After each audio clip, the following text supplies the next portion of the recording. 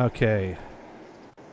Vaughn took a major dump, moving the show to YouTube.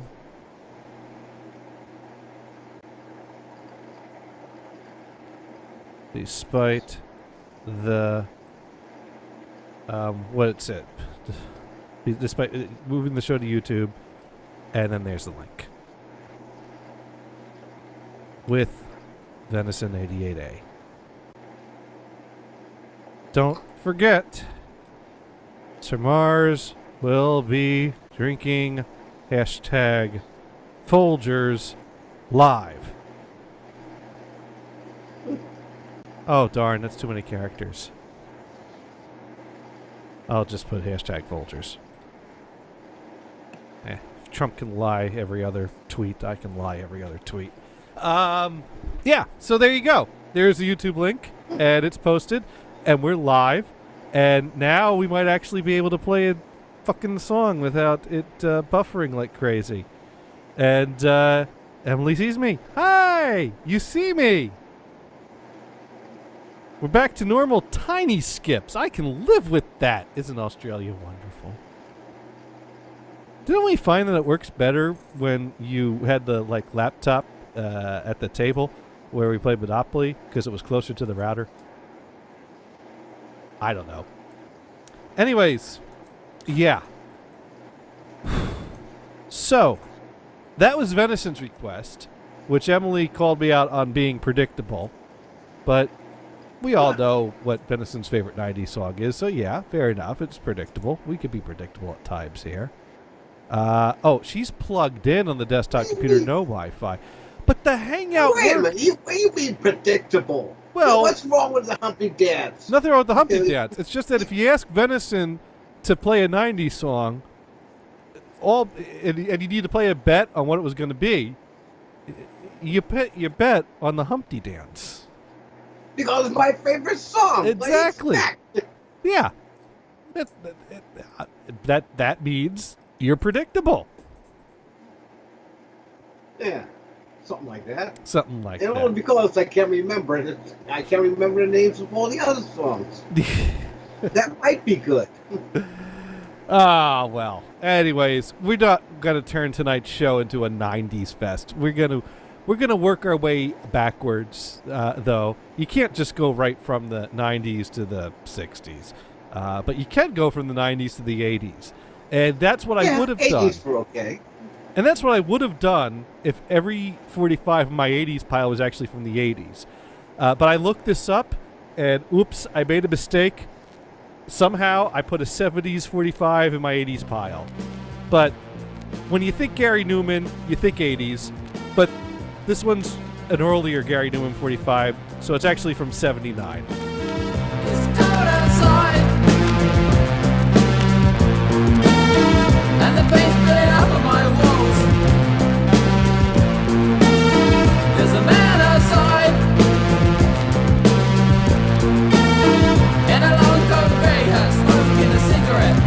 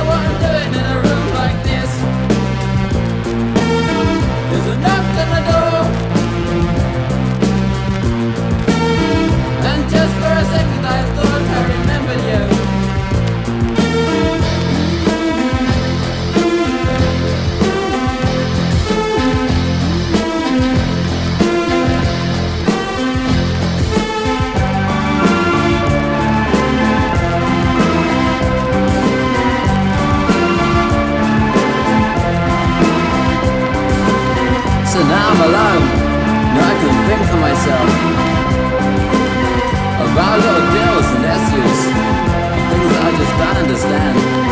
I could white light at night, so it's like touch at times. I don't think I mean anything to you.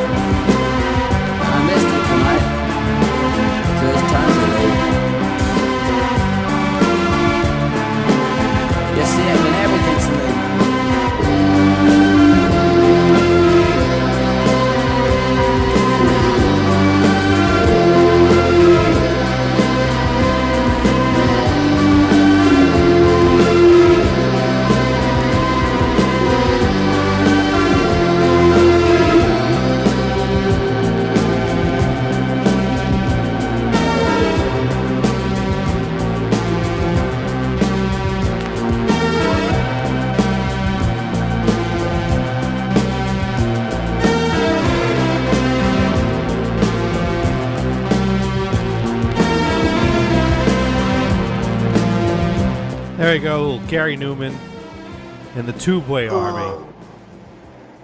Damn. What do you think of that one? Team USA took a dump on the figure skating. She fell on her ass. Oh well. I see. And that song, yeah. I like that one. And Emily's kitchen smells like spiced apples. But apparently Emily and Andrew disapprove of that. And I was like, well, I always liked the performance he did of that on the old Gray Whistle test. And she's like, I should have played that then. And I'm not going to play that because I feel like playing the song twice. But I'll play a little bit of it so you get an idea how that performance was. Cold outside, and a paint spitting over my walls.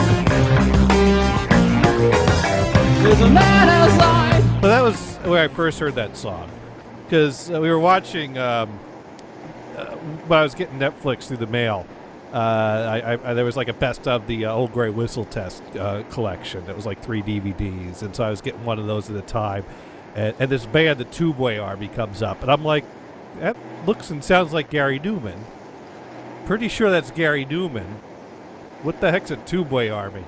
And that's what I found out. That's what I found out. Gary Numan had albums before the album with Cars. Yeah, I never heard that before. Ah. And I'll admit the background music, that Yeah. that. Okay, that sounded like it could be something, but Yeah, you got ba-dum.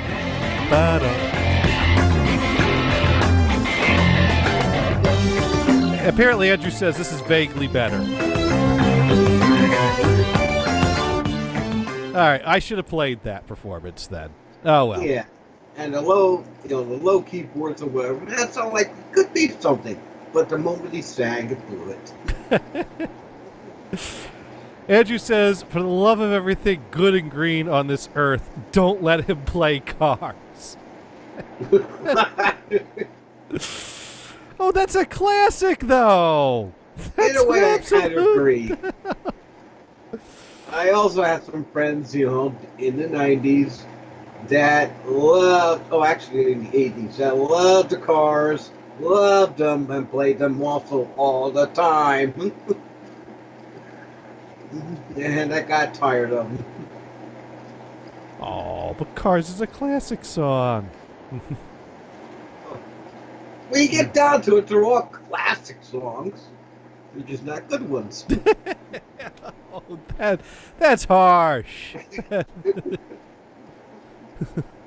Hey, Well, you know what? You know what though? I gotta say, I was digging through my parents' record collection, and to my delight, I did find that my parents actually had a copy of The Pleasure Principle in their record collection, and so I borrowed that and I played that, and I was like, oh my god, this entire album is awesome. There's not a bad song on this album, including Cars. And so, here, we could just bring up any song of this album, and it's great. So here we go. Here's another one.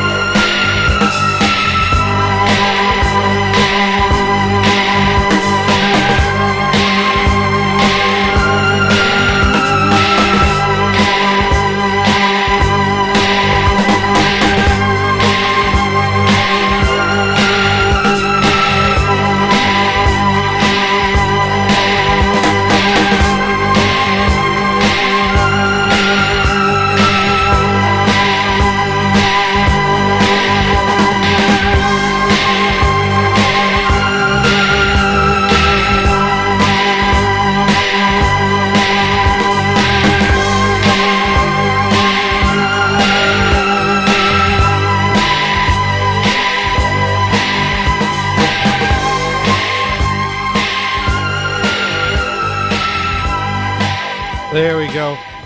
A little twofer of Gary Numan here with no cars. Ugh. Ugh. Didn't like that one? Ugh. You know what that reminded me of? What? That reminded me of me being in bed for almost 2 weeks, sick as hell, and really nauseated headaches. Oh, God. And I found out as I tried to figure out what I did different, because it wasn't flu or cold or anything. I tried to figure out what I did different, to cause this to happen. It finally came down to Food Town fabric softener. It's like, wait a minute. So I redid all my laundry because all my clothes, all my bed sheets and everything were in it, had that stuff in it, washed them all out, and I felt better the next day. That's what that song reminds me of. That song reminds you of doing laundry and feeling better. That's a good thing, right? Because it turned out I had some kind of weird allergy to Food Town fabric softener. To Food Town. So that song makes you think of Food Town fabric softener. Yeah. Nasty stuff. Now apparently that song was sampled, which doesn't surprise me in the least bit, by a group called Basement Jacks. Emily pointed this out. Called Where's Your Head At? So I'm supposed to play a little bit of this now as an example of where that's been sampled. So let's check out a little bit of this. Oh, that's definitely it. Sped up a little bit, or a lot. So see, someone else likes that riff. So what, was that what you were listening to while you were doing laundry? Yeah. Still don't sound familiar. What's that? Still don't sound familiar. Okay. Does this still make you think of doing laundry with Food Town fabric softener? Actually, this sounds better. Oh, thank you.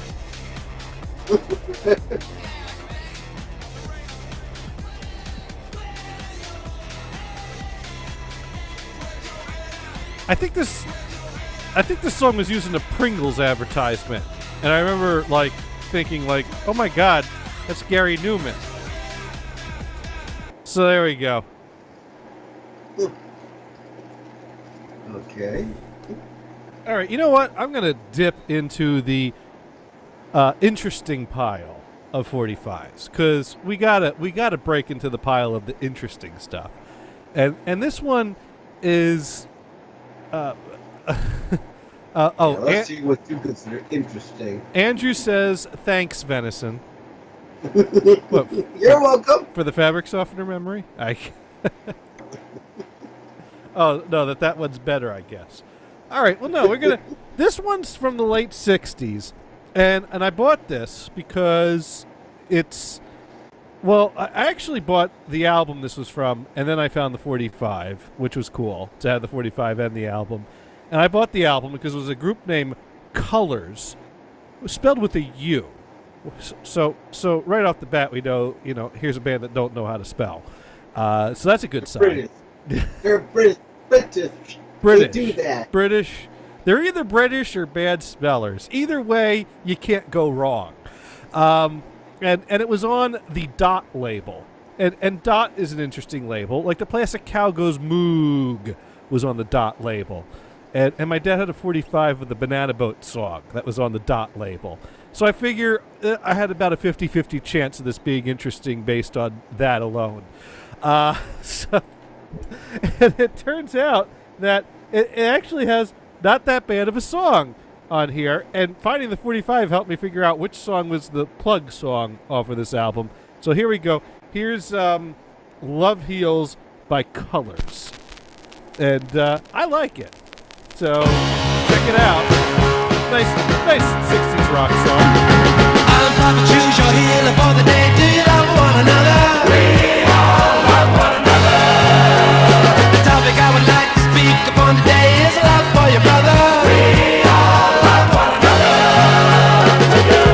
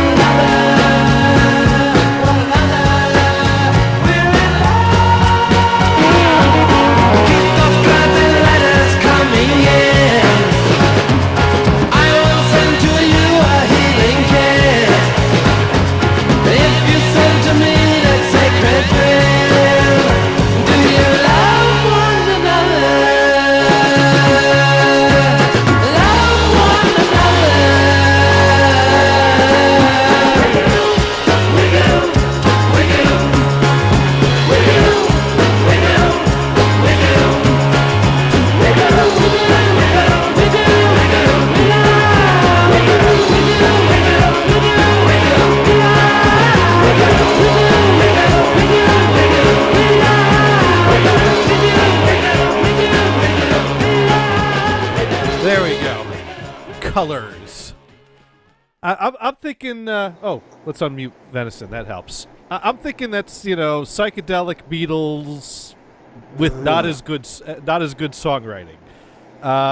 Andrew says. Andrew says it's like a cross of Sgt. Pepper Beatles and the Bee Gees, which that works too. What do you think, Venison? I hate to say it, but to me it sounded very off tune. Like they weren't synchronized enough, especially those background singers. Some of the verses they were singing, like, what the hell? They just wasn't in time enough. Well, I think Dot Records didn't quite have the same budget as the Beatles or the Bee Gees, so there is that. I like it. It's charming in its way. Yeah, it could have been better. But I like the reverb. I like the the fact that they did have the choir in there, but they worked together. I think they did a good job of kind of capturing that Sgt. Pepper Beatlesque type of sound. The songwriting could have been a little better, but yeah, I generally like it. It was definitely worth picking up that album, and so it's definitely worth adding the 45 to the collection as well. I didn't think of it very much as Beatles or something like that. I started thinking it was like a cover band for some cartoon series. Yeah, that would have been interesting. But anyways, we still got a wide selection of 45s to grab from. And I don't think we've dipped into our 60s pile yet. And technically, we haven't really dipped into the 80s yet, because the only one we pulled out of the 80s pile was from the 70s. And I still have a few interesting. And, of course, there's always a big 70s pile. And we got one last 90s 45. So now... Yeah, but let's see you pull something out from the interesting with the 80s. You want me to pull out an 80s single? All right, let's take a look what I got in my thin 80s pile here. Oh, you'd hate that one. We'll look. Oh, you know what we're gonna do? We're gonna break out. Here's one you probably haven't heard in a while, and you'll probably hate. So that's a double bonus, right? Yeah, okay. Oh man, this 45 I have to. This 45 has been mislabeled. Apparently, Andrew asks if I know of Quincy Jones. He's a producer, apparently. Do I know of Quincy Jones? He only had let's see, 1, 2, 3. Is there another one? No, there's that 8-track. He's only released 4 albums in quad, and produced Thriller, and produced Off the Wall, I believe, as well. Gee, yeah, I think I remember that name. Done so many soundtracks. Yeah, I do have a copy of Quincy Jones' soundtrack to Roots. So we could always break that out. That's always a fun one to play. Yeah, but we were going to play an 80s 45, and I know this one's got to be Venison's favorite song from the 80s. And if it's not, we'll just have to keep guessing all night long. So here we go with a little Matthew Wilder with Break My Stride.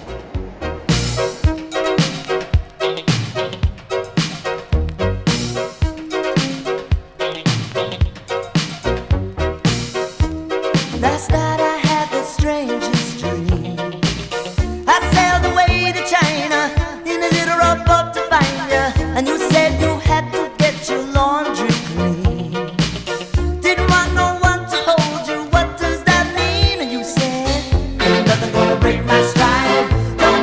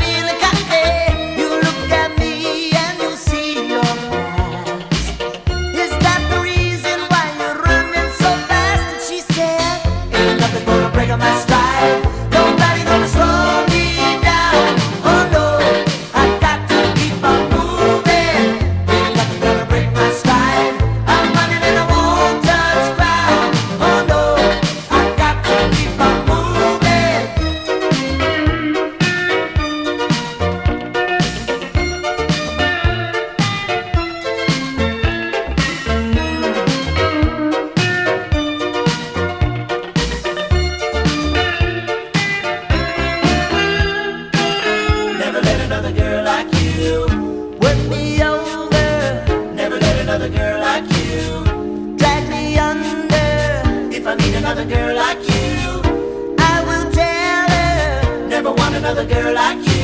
Have to say, oh, ain't nothing gonna break my stride. Nobody gonna slow me down. Oh no, no, I got to keep on moving.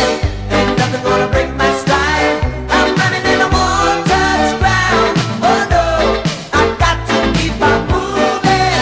Ain't nothing gonna break my stride. Nobody gonna slow me down. Oh no, no, I got to keep on moving. Ain't nothing gonna break my stride. I'm running and I won't touch ground. Oh no, I got to keep on moving. Ain't nothing gonna break my stride. Nobody gonna slow me down.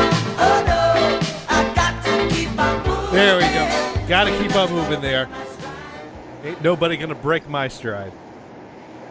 Oh, I didn't hate it, Oh, there we go. Yeah, it's not so bad. but I was completely a completely neutral one. Neutral. Yeah, it didn't faze me at all. It's just a song that came on the radio. And that's all he thought about it.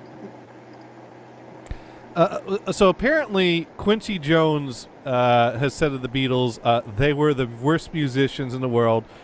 They were no-playing motherfuckers. Paul was the worst bass player I ever heard, and Ringo, don't even talk about it. Now, that, I mean, Quincy has done some good stuff, and everyone's entitled to their opinion. And, you know, the Beatles might get some flack. Ringo's certainly gotten flack over the years. But one thing I got to say about Ringo, I mean, my dad has said about Ringo, he thinks that he's the luckiest one of the Beatles. And there were a lot of things that worked in the Beatles' favor beyond their playing and their songwriting.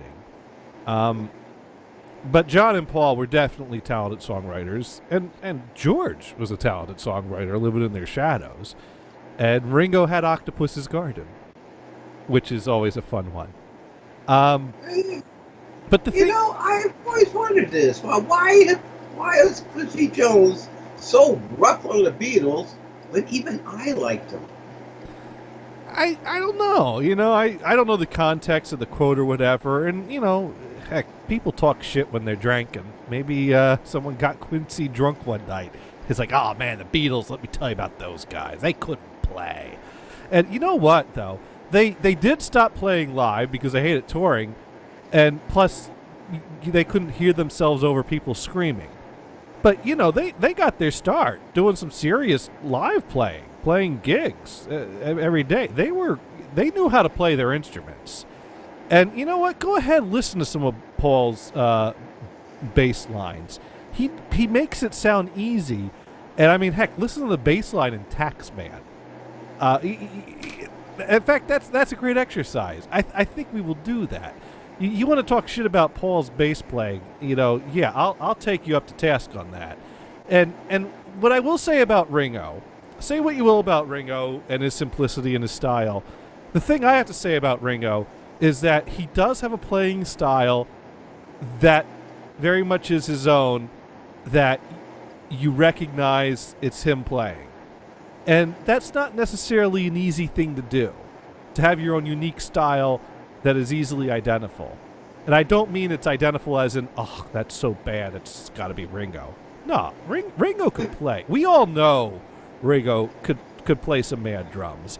In fact, you know, one of my best examples of frantic drumming by Ringo is actually one of the worst songs in my collection of 45s ever. Do you know what that is? No. Oh man, I have to find it now.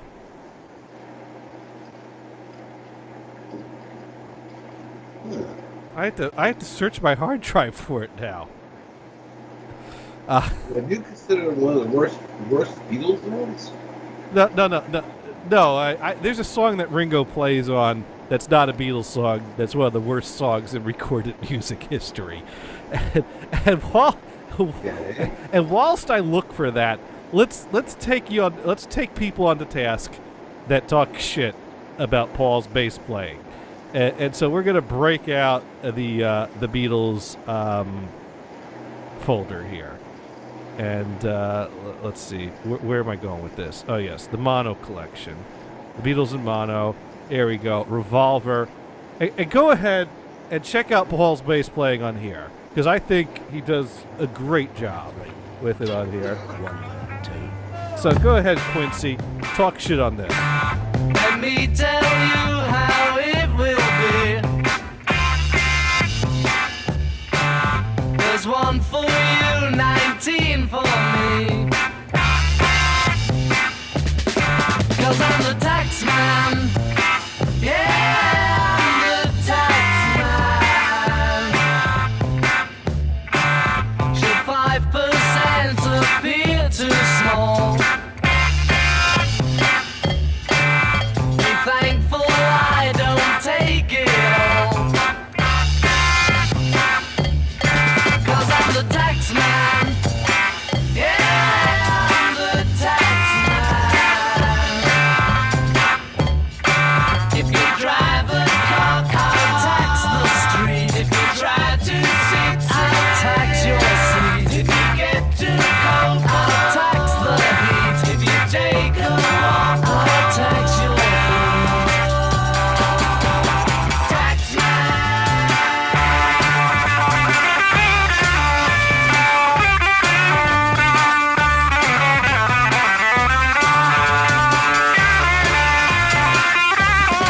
Cause I'm the tax man. Yeah, I'm the tax man. Don't ask me what I want it for. If you don't want to pay some more. 'Cause I'm the tax man. Yeah, I'm the tax man. And my advice for those who die, tax man. Declare the pennies on your eyes, tax man. 'Cause I'm the tax man. Yeah, I'm the tax man. And you're working for no one but me.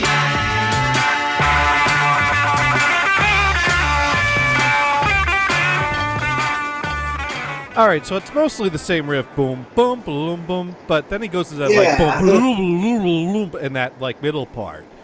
But in 4 notes, not the whole song. no, he does do that fast part though, and actually another example. You know what? Let's do a 2 for Tuesday, even though it's Saturday, and let's break out another great song from Revolver, which was also the theme song for the cartoon show. And this is one that he could have just laid down a simple bass riff, but the bass riff just kind of naturally changes through the song. And Paul just makes it sound so easy and natural. And so I think this is another great example of how Paul is not a bad bass player. This one's And Your Bird Can Sing.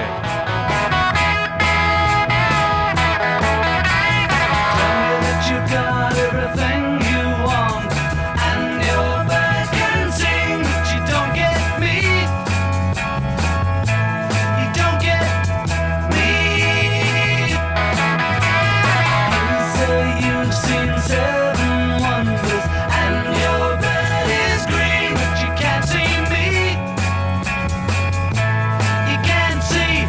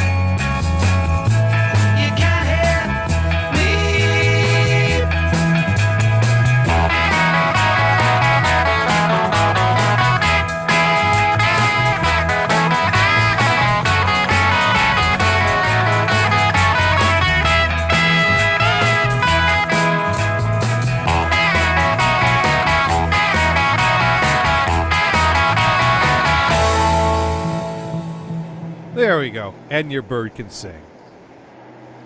Classic Beatles song. What do you think of that one? Not too much. I guess I wasn't a fan of the really early stuff of theirs, except for maybe a couple songs. And it was mostly, toward the Yellow Submarine age. Yellow Submarine, White Album, Abbey Road, stuff like that. All right. White Album. All right. Well, if we keep going, we end up with solo Beatles. And now getting to, I was going to start talking about some of the most frantic Ringo drumming ever, and this isn't it. But you remember this single? You do remember that one, right? Oh yeah. Did you ever own the 45 of that? Nope. No. Well, if you did you ever play the other side of your 45s? Yeah. Yeah. Shall we try to turn that one over? Why not? You do know John Lennon had an annoying habit of letting his wife record the B-sides, right? Uh-oh. Here's some of the most frantic Ringo drumming I've ever heard. And we're not going to play this whole thing.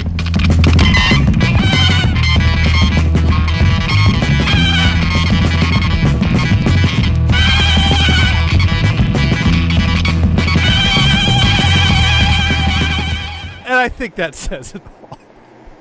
Yes, it does. Let's not forget the best part of the song is the tree solo. They gave a tree a solo. What do you think of that one, Venison? I think I know why Ringo was drumming so rapidly. He was trying to drum so loudly and so rambunctiously so that the sound of him being near the sound of the drums would drown out her. Andrew figured it had to be Yoko. Emily writes in. I think we're almost at the tree solo. Here it is.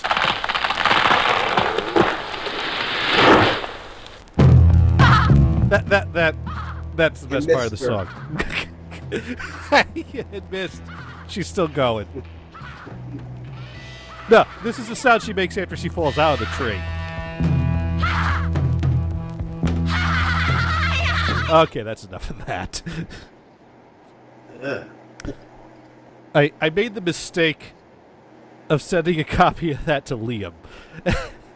And so for a while, if I would tune into the NHB show stream while walking to the train station, and they were on requests day, and no one was sending him requests, which usually people weren't. He had a collection of banned songs that I would start playing. That was one of them. Gee, I wonder why. I don't know. Who would ever think that was a bad song?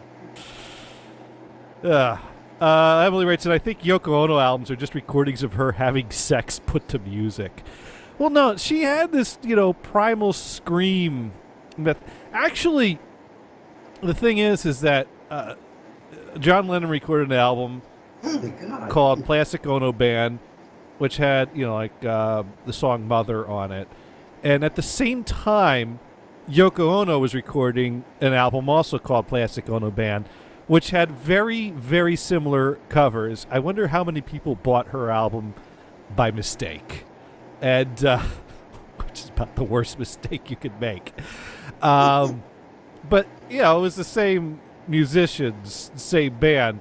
And it was basically kind of, hey, if they were getting into a groove that was kind of a jam, but wasn't really a song, and Yoko felt inspired to scream over it, there you go. There's a song for her album.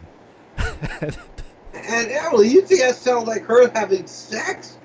My God, those sounds will scare the hell out of me. I couldn't get it up to that. the most, incredibly outrageous BDSM session. With the whips and the belts and the cat of nine tails. Wow. Yeah. That's nasty sex. Or that's Halloween sex. Halloween sex. There we go. Wait a minute. That's how you have sex on Halloween, Venison? No. I don't think I've ever had sex on Halloween. What? Day after. Day after. Come on. Oh, man. Anyways, that's okay. Tell you what. Let's go ahead and forgive Quincy Jones and play Boogie Joe the Grinder. Because this song in quad, the hi-hat moves from speaker to speaker around the room. So that's fun. Of course, we're just playing it in stereo.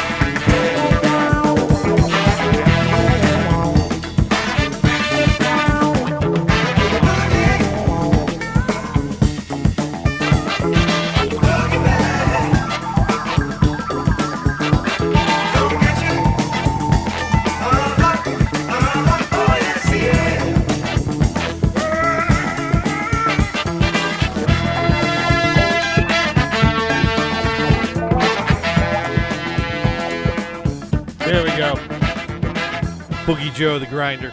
Little Quincy Jones here. That was weird. What was weird about it? The figure skater was dancing to it. Well, we're bound to get a song here and there that syncs up properly. Yeah, that's kind of whacked. Isn't it beautiful when things work out perfectly like that? Wow, especially when it goes to the spins. Yeah, that would work with the spins. Wow. Okay. That was different. Let's see what else syncs up good with the skaters. Now, you know, but also too, there's something about that song that makes me feel kind of weirdish. Weirdish in a way because of it triggered memories again. Way back in the day, in the 60s. You know, Philadelphia memories, like, you know, and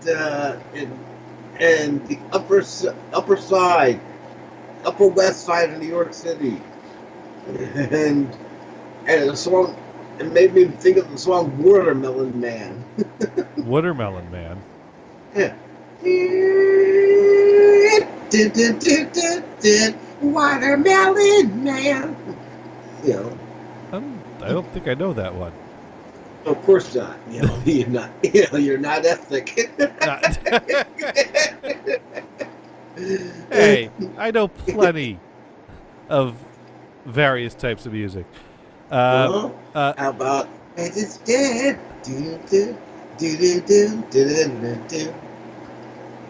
Emily writes in, "God, you're old, Venison."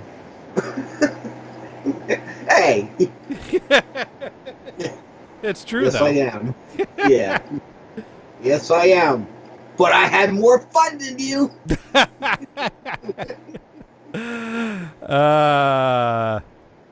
Remember, the 60s, especially late 60s, was the start of the sexual revolution.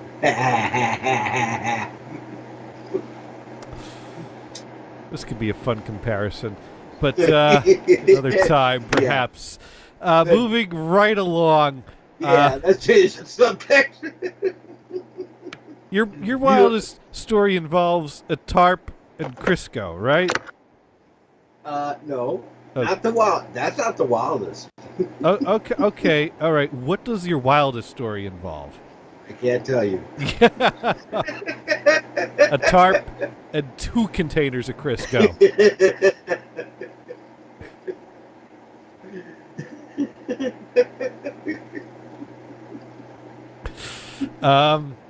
Emily writes in, "Oh, I have plenty of fun. Don't worry about that." Okay. Well, I have more fun than you. I don't know, Venison. I wouldn't take that bet. But we do have plenty. We have plenty of 45s here to select from, and we still have your categories tonight are 60s, 70s, 80s, 90s, and interesting. Well, I still have, except for one, I still haven't heard a good 80s song yet. You haven't heard? And they have lots of them. Except for one, you haven't heard a good 80s song yet. All right, well let's break into the 80s here then, and you know, that's good. That's a good. You know what? I'm gonna break this one out because I bought it recently, and you know what? I should probably Google this because a lot of my 80s songs actually come from 1979. So let me find out if this is technically an 80s song. Oh, no. This one came out in 1980. This one just made it. Yes. Oh, God. Totally legit 80s song. Okay, here we go. Here we have a classic by the Pointer Sisters.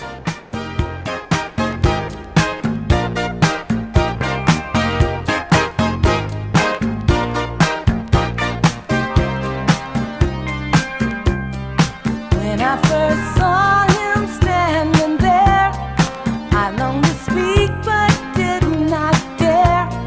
Something inside whispered to me, you'd better move in carefully. And then he smiled.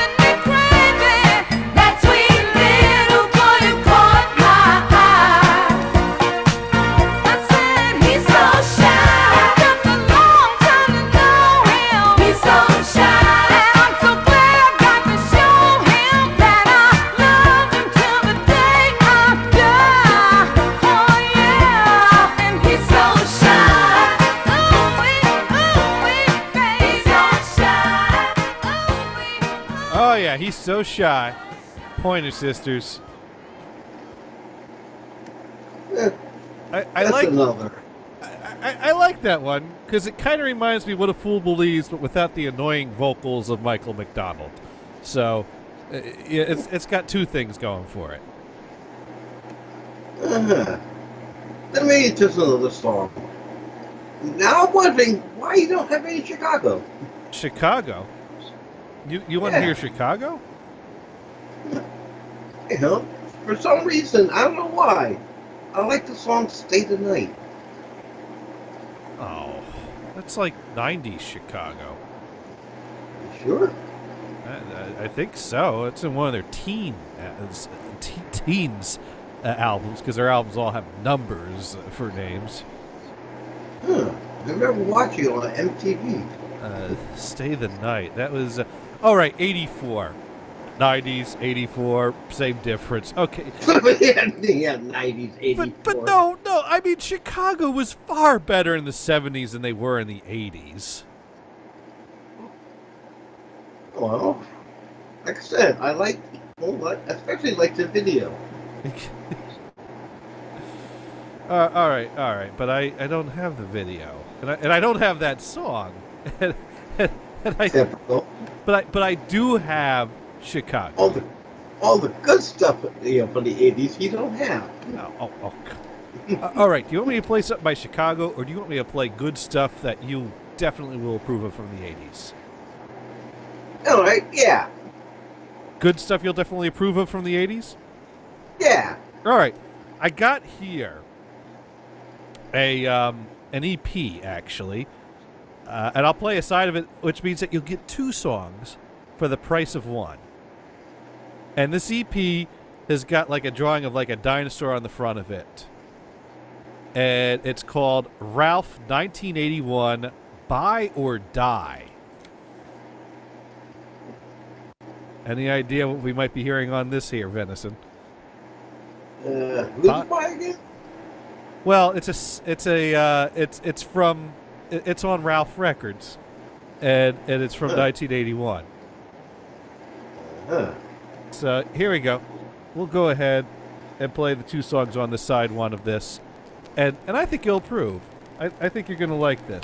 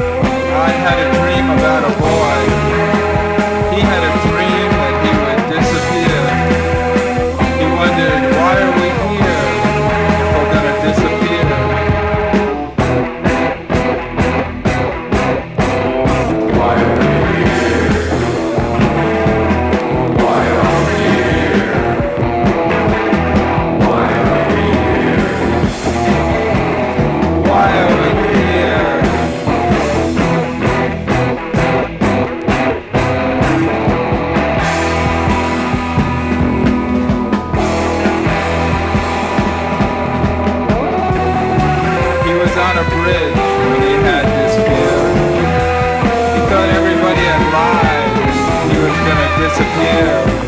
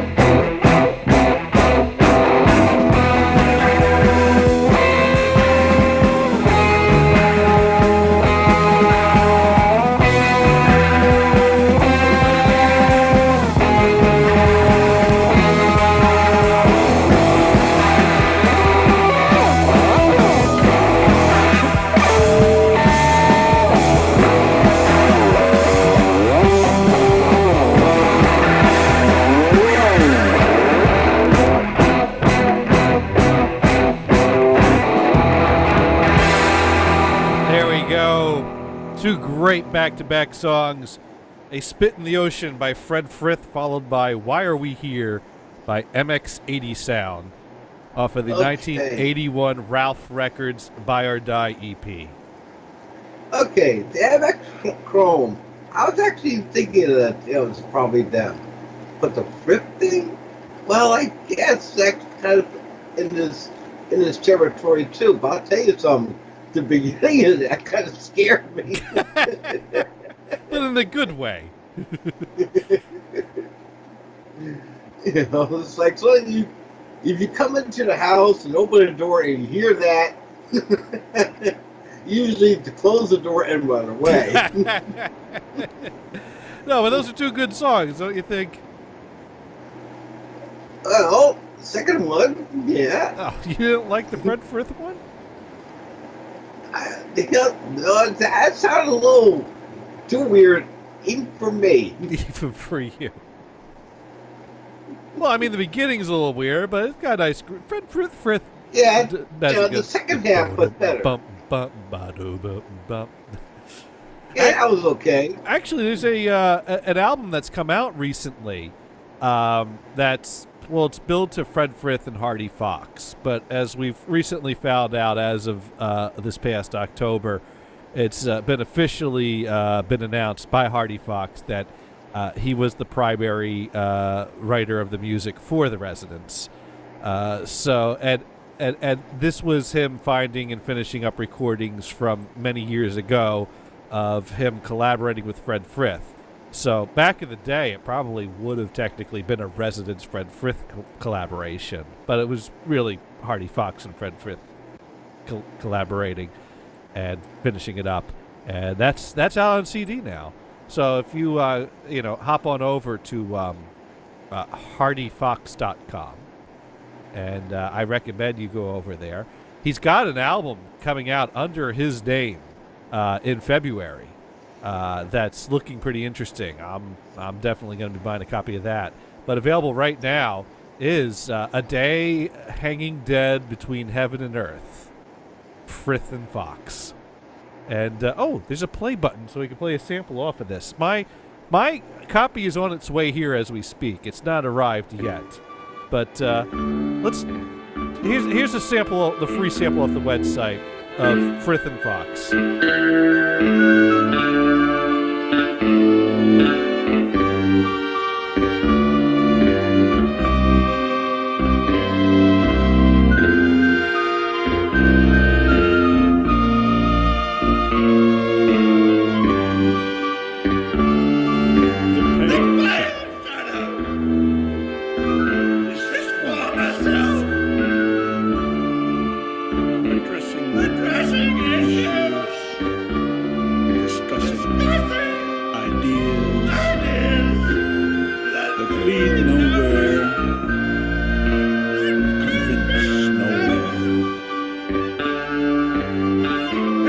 over now.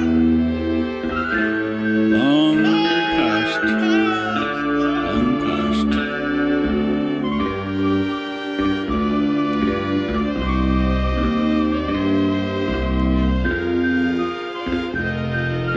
Yeah, I'm gonna have to check out the rest of that when that comes.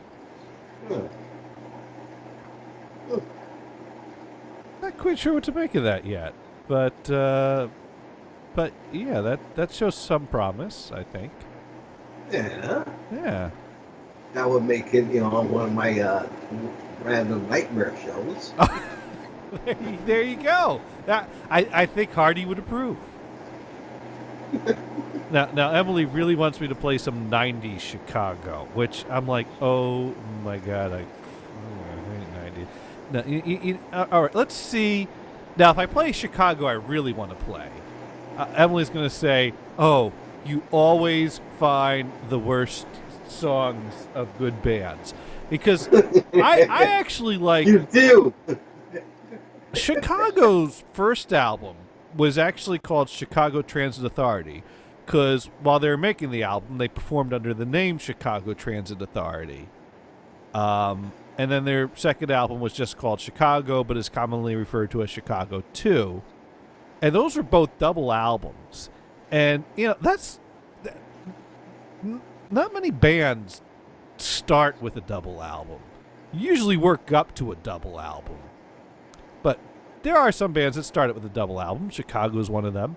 Frank Zappa, The Mothers of Invention, is another one. Freak Out, double album. Although side 4 was not finished and just a rhythm track, but close enough. And then Chicago's third album, another double album that had no hit single off of it. Had a single, no hit single off of it, and I rather like the single that was released on that one. It's a song called "Free," and I'll find a better Chicago song to play after this. But I think this is overlooked, and personally, I like it. So here's a little "Free" with Chicago.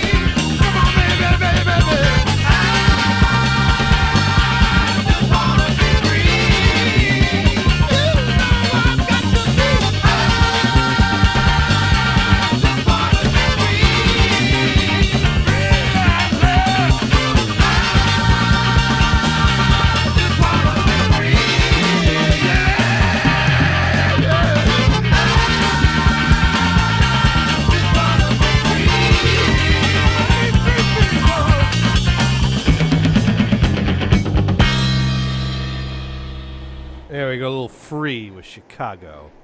Now, tell me, what year did that come out? Wait, that was 71. Oh, that explains it. Oh? Oh, wait, no, it doesn't. Wow. All right. I'm trying to follow your logic here. That explains it. No, it doesn't. What was your thought process there? Okay, the thought process was, yeah, you say it wasn't really a hit. It kind of was, because I heard it on the radio a lot. It was a single, but it wasn't one of their more successful singles. It was kind of odd because, like I said, I heard it on the radio a lot. Yeah, well, the first place I heard it actually was from a tape off the radio that my dad had recorded back in the day, and let me check the chart positions on that. I'm checking up the Chicago discography listing, and to see their singles. And "Free" was released in February '71, and it reached number 20 on the U.S. 100, which is 20. Does 20 qualify as a hit? I mean, before that, they reached number 7 with, does anybody really know what time it is? They reached number 4 with 25 or 6 to 4. They reached number 9 with Make Me Smile. So number 20 with "Free" is certainly not standing out as one of their more memorable hits. Yeah, but it's still in the running. Because, you're still in top 20 territory. And then in June of '71, they release "Beginnings" and chart number 7 on that, which means that after their single from their third album reached number 20, they decided, let's reach back to the first album for the next single. We're not going to go back one. We're going to go back 2 albums.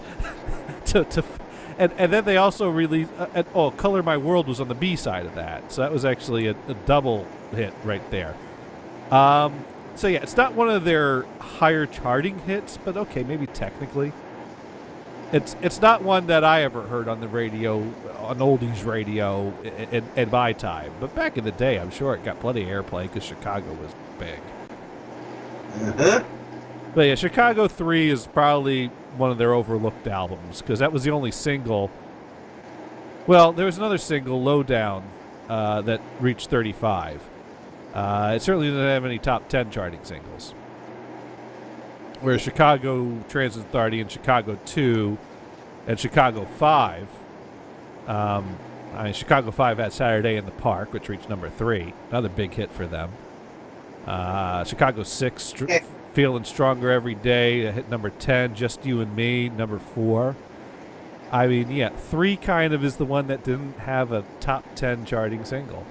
And you notice I didn't mention number 4 there. That was their live box set. So that doesn't really count as far as singles material.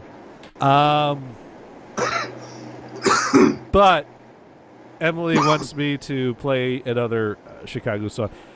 She says that "Look Away" and "Hear My Heart" are the real Chicago songs. And I tried to explain to her that the 70s Chicago was the real Chicago. I don't count at some point. Once certain members aren't in the band anymore and certain members die, it's not the same band. It's a group of musicians trying to continue making a living. Well, that's harsh. I know a lot of people like the material that Chicago did in the 80s and 90s. I'm just not among them. But that doesn't mean I can't play them. I'm just going to be an ass about it. All right, so here for Emily, by request, "Here in My Heart" by Chicago. I keep on thinking I should be free. This time just leave it alone.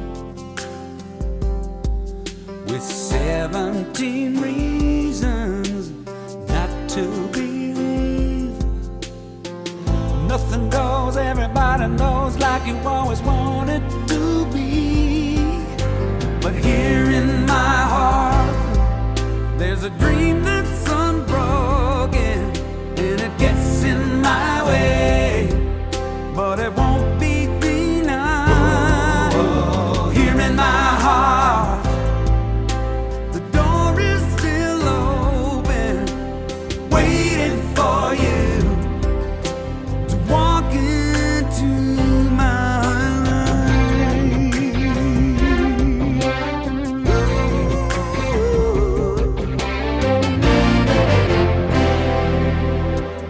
What I've been feeling, I can't explain. of your eyes. And I'm falling so hard, just like the rain. Comes a time when you cross a line and you know you got to believe. 'Cause here in my heart, there's a dream that's unbroken, and it gets in my way, but it won't be denied.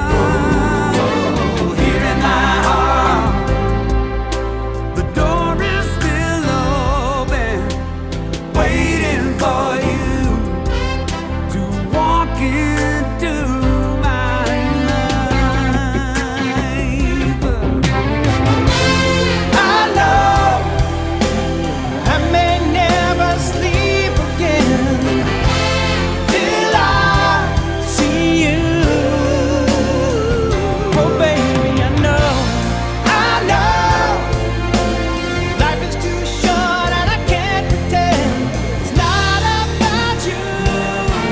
Can't do without you.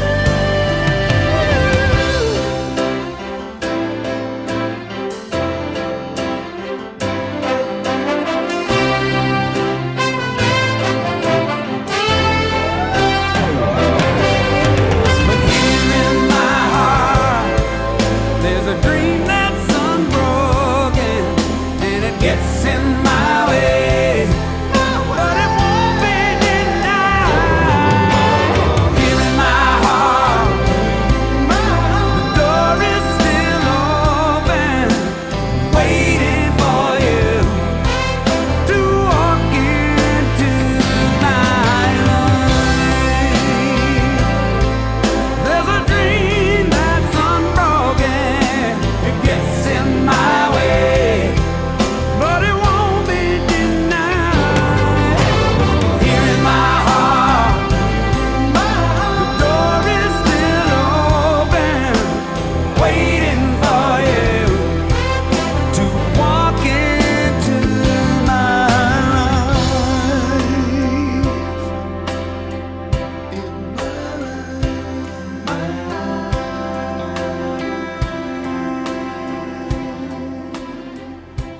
There we go. By Emily's request, 90s Chicago, here in my Yeah. heart. Yeah. Any thoughts on that one? Yeah. We got two mez. Yeah, pretty much. You know what? We have not dipped into the 60s folder, have we? Not much. A little bit. No, I don't think we played a single 60s song yet tonight. Huh. Okay. And you know what? I'm not confident about the time frame with all of these. So I'm pretty sure this one is 60s. And obscure. And a $10.45. but I couldn't pass it up. All right, let's see here. There's a guy by the name of Bruce Blackman. And I'm friends with him on Facebook, and he writes interesting things. And I haven't quite figured out his leanings, but anyways, he writes funny things. He writes interesting things. And he also was the founding member of a band called Starbuck that had a big hit that I've played many, many times called Moonlight Feels Right. I'm sure you remember that one. Don't you remember that one, Venison? Not by title. All right. Hear it. Well, I'm pretty sure I have that 45 as well, but we're not. That's not the 45 I've queued up. That's the 45 we will play next, because that's a 70s song.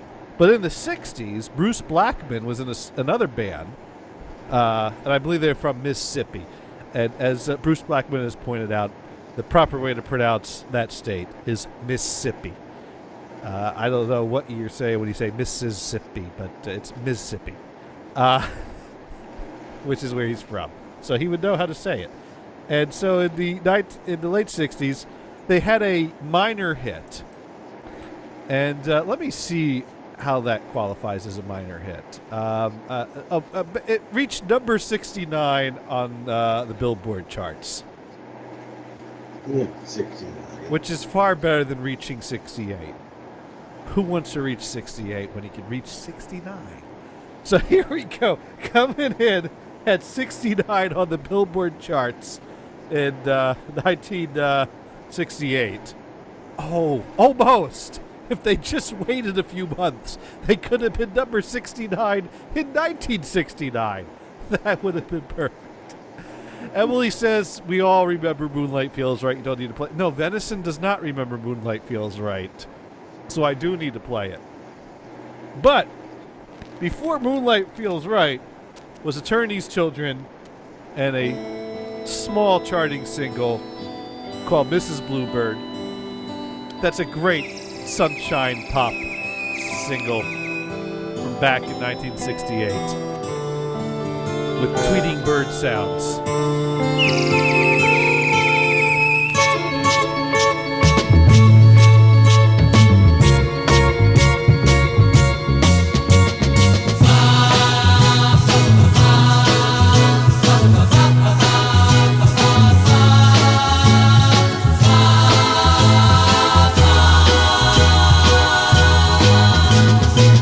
Mrs. Bluebird on my shoulder, how's your life since you've gotten older? How's Mr. Bluebird, is he well? Keeping warm through the cold spell.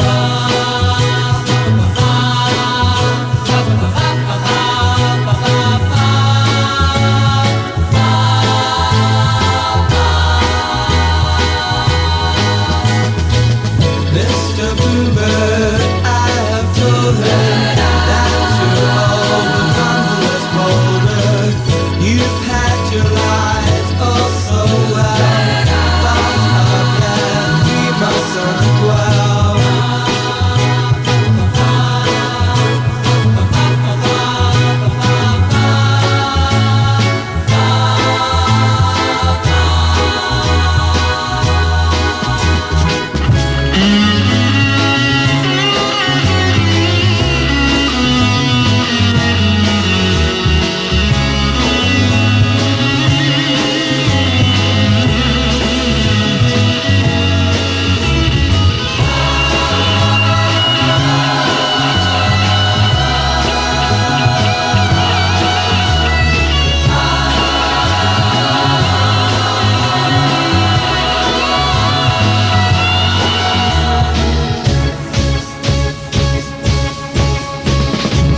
Mrs. Bluebird on my shoulder, how's your life since you've gotten older?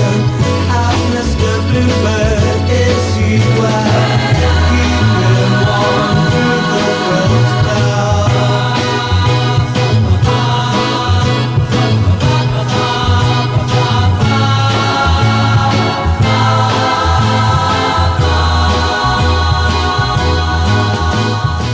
There we go, a little sunshiny pop with Mrs. Bluebird. What do you think of that one there, Venison? No. Does it take you Yeah. back to 1968? Summer. No, Birds not chirping. at all. I've never heard that before. I think they only played that on white people radio. I think so. All Let's right. see, 1968. That was during the days I was, the only stations I was listening to were, WABC, and once in a while WMCA, and and now and then I had to put it up to WNJR, for the ethnic people. I see. That was all. I, It was all top 40 radio. Maybe that one didn't really reach the Northeast as much as it did in the South, being that they were from Mississippi and it was a low-charting single. But it did chart. It did chart. And it is a great sunshine pop song. But that didn't work out. Bruce Blackman left the band before their album even came out. They, took him out of the photos and credits of everything associated with that band, even though he plays on that. And he started another band in Georgia named Starbuck, not to be confused with that coffee place. So, and they had a hit. Or it files for galactic character. Yeah. And they had a hit in 1975 called Moonlight Feels Right. And you say you don't remember it. Emily remembers it very clearly and doesn't want to hear it again. And that's why we're going to play it. It doesn't sound familiar at all. Oh, it's great. It's got a marimba solo. How many songs you know from 1975 that have a marimba solo? How many songs do I know from any year that had a marimba solo? Do you know any? No. No. Well, you're gonna know one now. So here we go. In all its glory, an AM classic. Moonlight Feels Right. Starbuck.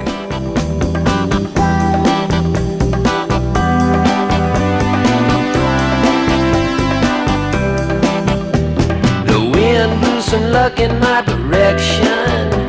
I caught it in my hands today. I finally made a tricky French connection. You winked and gave me your okay. I'll take you on a trip beside the ocean and drop the top of Chesapeake Bay. Ain't nothing like the sky to dose a potion. The moon will send you on your way. Moonlight feels right. Moonlight feels right. We'll lay back and observe the constellations and watch the moon smiling bright. I'll play the radio on southern stations, 'cause southern bells are hell at night. You say you came to Baltimore from Ole Miss, a class of 7-4 gold ring. The eastern moon looks ready for a wet kiss to make the tide rise again. Moonlight feels right. Moonlight feels right.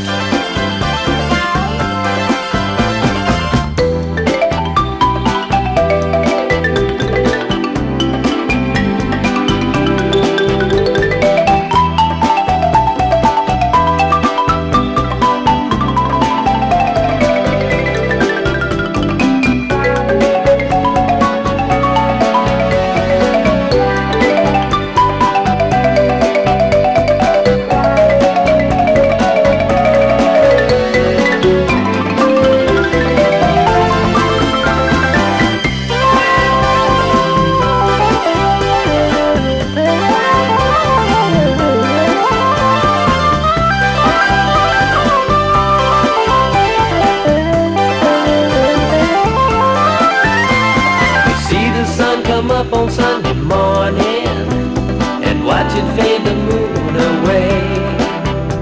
I guess you know I'm giving you a warning, 'cause me and moon are itching to play. I'll take you on a trip beside the ocean and drop the top of Chesapeake Bay. Ain't nothing like the sky to dose a potion. The moon will send you on your way. Moonlight feels right. Moonlight feels right. Moonlight feels right. There we go. Moonlight Feels Right. Great single. Okay. I will defend myself by saying this. You have to defend yourself for liking this one? No, for not knowing what it was. Ah. Okay, songs, here's the thing. Songs that were just songs on the radio, they didn't, hit any special bells or anything, so it didn't require me to remember who they were. And I found out there's a lot of songs like that on the radio like that. There are times I've been, when I see like a memories thing they do on TV, I was like, from this album or from K-Tel or whatever, and these guys here, and they sing the song, and I'm like, hey, wait a minute, that's them, and that's a dude singing, stuff like that, the realizations, and yeah, that song I do remember a lot. On WBC, and Ron Lundy used to, to introduce it. It did reach number 3, so yeah, I'm sure you've heard that a lot on the radio. Yeah. Well, like I said, by group name and title, I have no idea. But I guess I recognize it by sound. Yeah. One thing I can't find, don't you hate it when you saw something on someone's YouTube feed a year ago, and it's still there in their YouTube feed, but you'd have to scroll back through over a year's worth of posts to find it. Because Bruce actually posted a video of himself. I guess he was at like a hotel bar that happened to have karaoke and happened to have Moonlight Feels Right in their karaoke selection. And it's great, this clip of Bruce Blackman himself doing karaoke of his own song in a hotel bar, surrounded by a group of people that are absolutely thrilled at this. Okay. Probably one of the greatest videos I've seen on YouTube, and I can't find it. Isn't that just awful? And I can't find it in his videos in his photo album, because I think it was someone else's video that he reposted to his Facebook page, which is why I got to saw it. So yeah, because I am friends with him on Facebook, so I see a lot of his Facebook posts, and he writes. Not only is he a songwriter, he's a writer in general. So he always keeps himself sharp with his writing by writing Facebook posts on like a weekly basis, and they're always pretty interesting. All right. And he also likes to post pictures of his song playing on the radio of his car, because he's got one of those display screens. So I've seen at least like 5 pictures like that, just trying to scroll to find this video I'm talking about.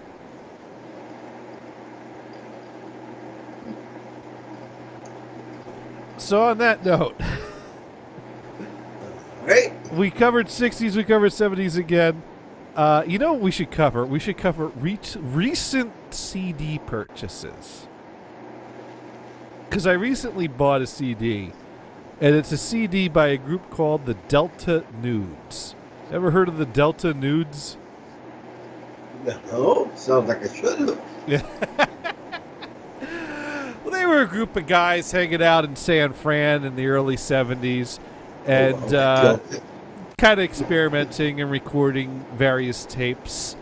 And they, at some point, became known by another name. But before they were that name, they were the Delta Nudes. And let's see, what would be a good Delta Nude selection to play? Good question. You know what? Why don't we play The Ballad of Stuffed Trigger? What do you think? Doesn't that sound like a good song to play? The Ballad of Stuffed Trigger. Okay. All right, so here we go. The Delta Nudes with The Ballad of Stuffed Trigger.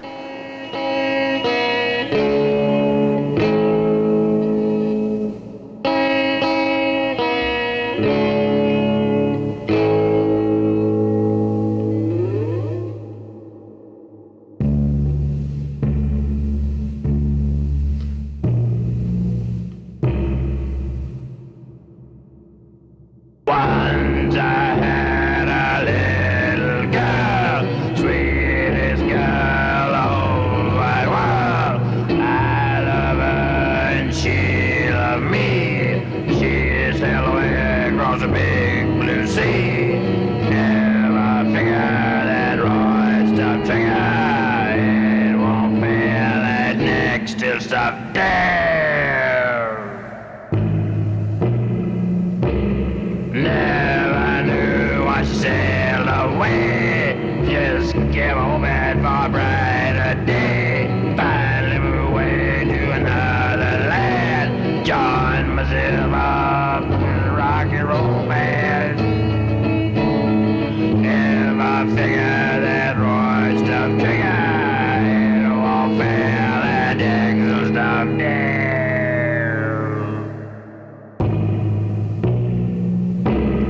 Play my guitar and sing a song. Somehow seemed to be wrong. Then one day at a streak of luck, heard my baby been hit by a truck. If I figure that Roy stuff trigger, it won't fail and Dixon still stop there.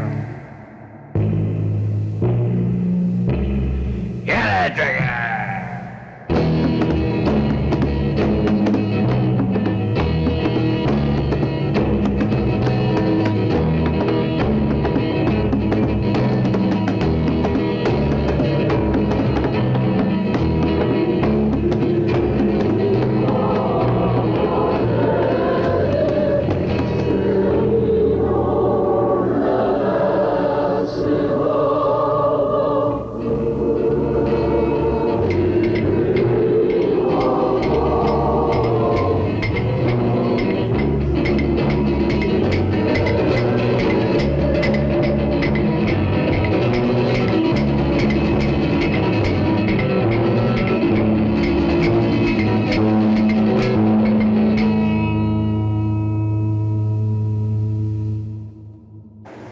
There we go. Rusty, the Ballad of Stuffed Trigger by the Delta Wow. Dudes.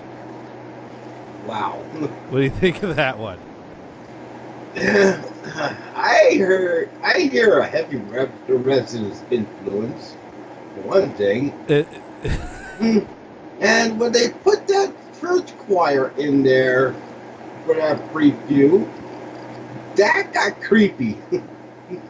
It's funny you should mention that because the Delta Dudes are recording various tapes. They put together a collection of some of their best material and called it the Warner Brothers album and sent it off as a demo to Warner Brothers Records. But they didn't put their name on it. And Warner Brothers rejected it and sent it back to the residents of that address. And that is how the band The Residents got their name. But they don't consider the recordings from before Meet the Residents as The Residents because they weren't The Residents then. And that is the Delta Nudes. The Delta Nudes is one of the names The Residents went by in those pre-Residents days. So yes, you're right. That was The Residents. Before they were The Residents. Wow. And they did release a CD of a collection of their pre-Residents materials. Blah. Materials. Wow. Yeah, it's good stuff, isn't it? Wow. The Ballad of Stuffed Trigger. I do like that church choir. That was a nice addition. Yeah, I know. That, like I said, that kind of freaks me out when the band does that. Yeah. You know, oh yeah, and the good one that also took me out was in Supertramp, the Fool's Overture. You know, at this point where they had the choir singing it. That was, oh man, made me think of ghetto bombing. Ugh. Weird. Interesting. During a time of war. So yeah, I was quite thrilled to find that, pick up that CD off Amazon recently, which has a group of the three of them, a picture of the three of them posing on the cover, and true to the name Delta Dudes, there is a penis on this CD cover. The others have their guitars strategically placed and their legs strategically crossed. So 2 out of 3 dicks aren't visible. So, yeah. If only that third guy could have put the bass down a little lower.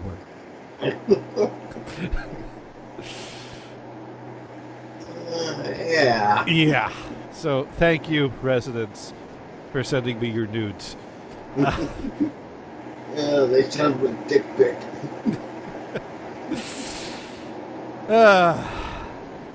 Meanwhile, Emily noticed that the voice sounds an awful lot like Pedge doing Moby Dick. And she writes out 2 out of 3 ain't bad. Yeah, I guess.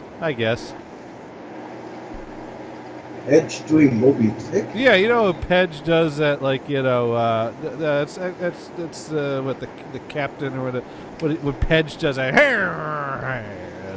can't do it. Oh yeah, that. That. Ah. All right. Oh yeah, and also a reminder of that and Edge. I was hearing recently a song that stressed washing your hands.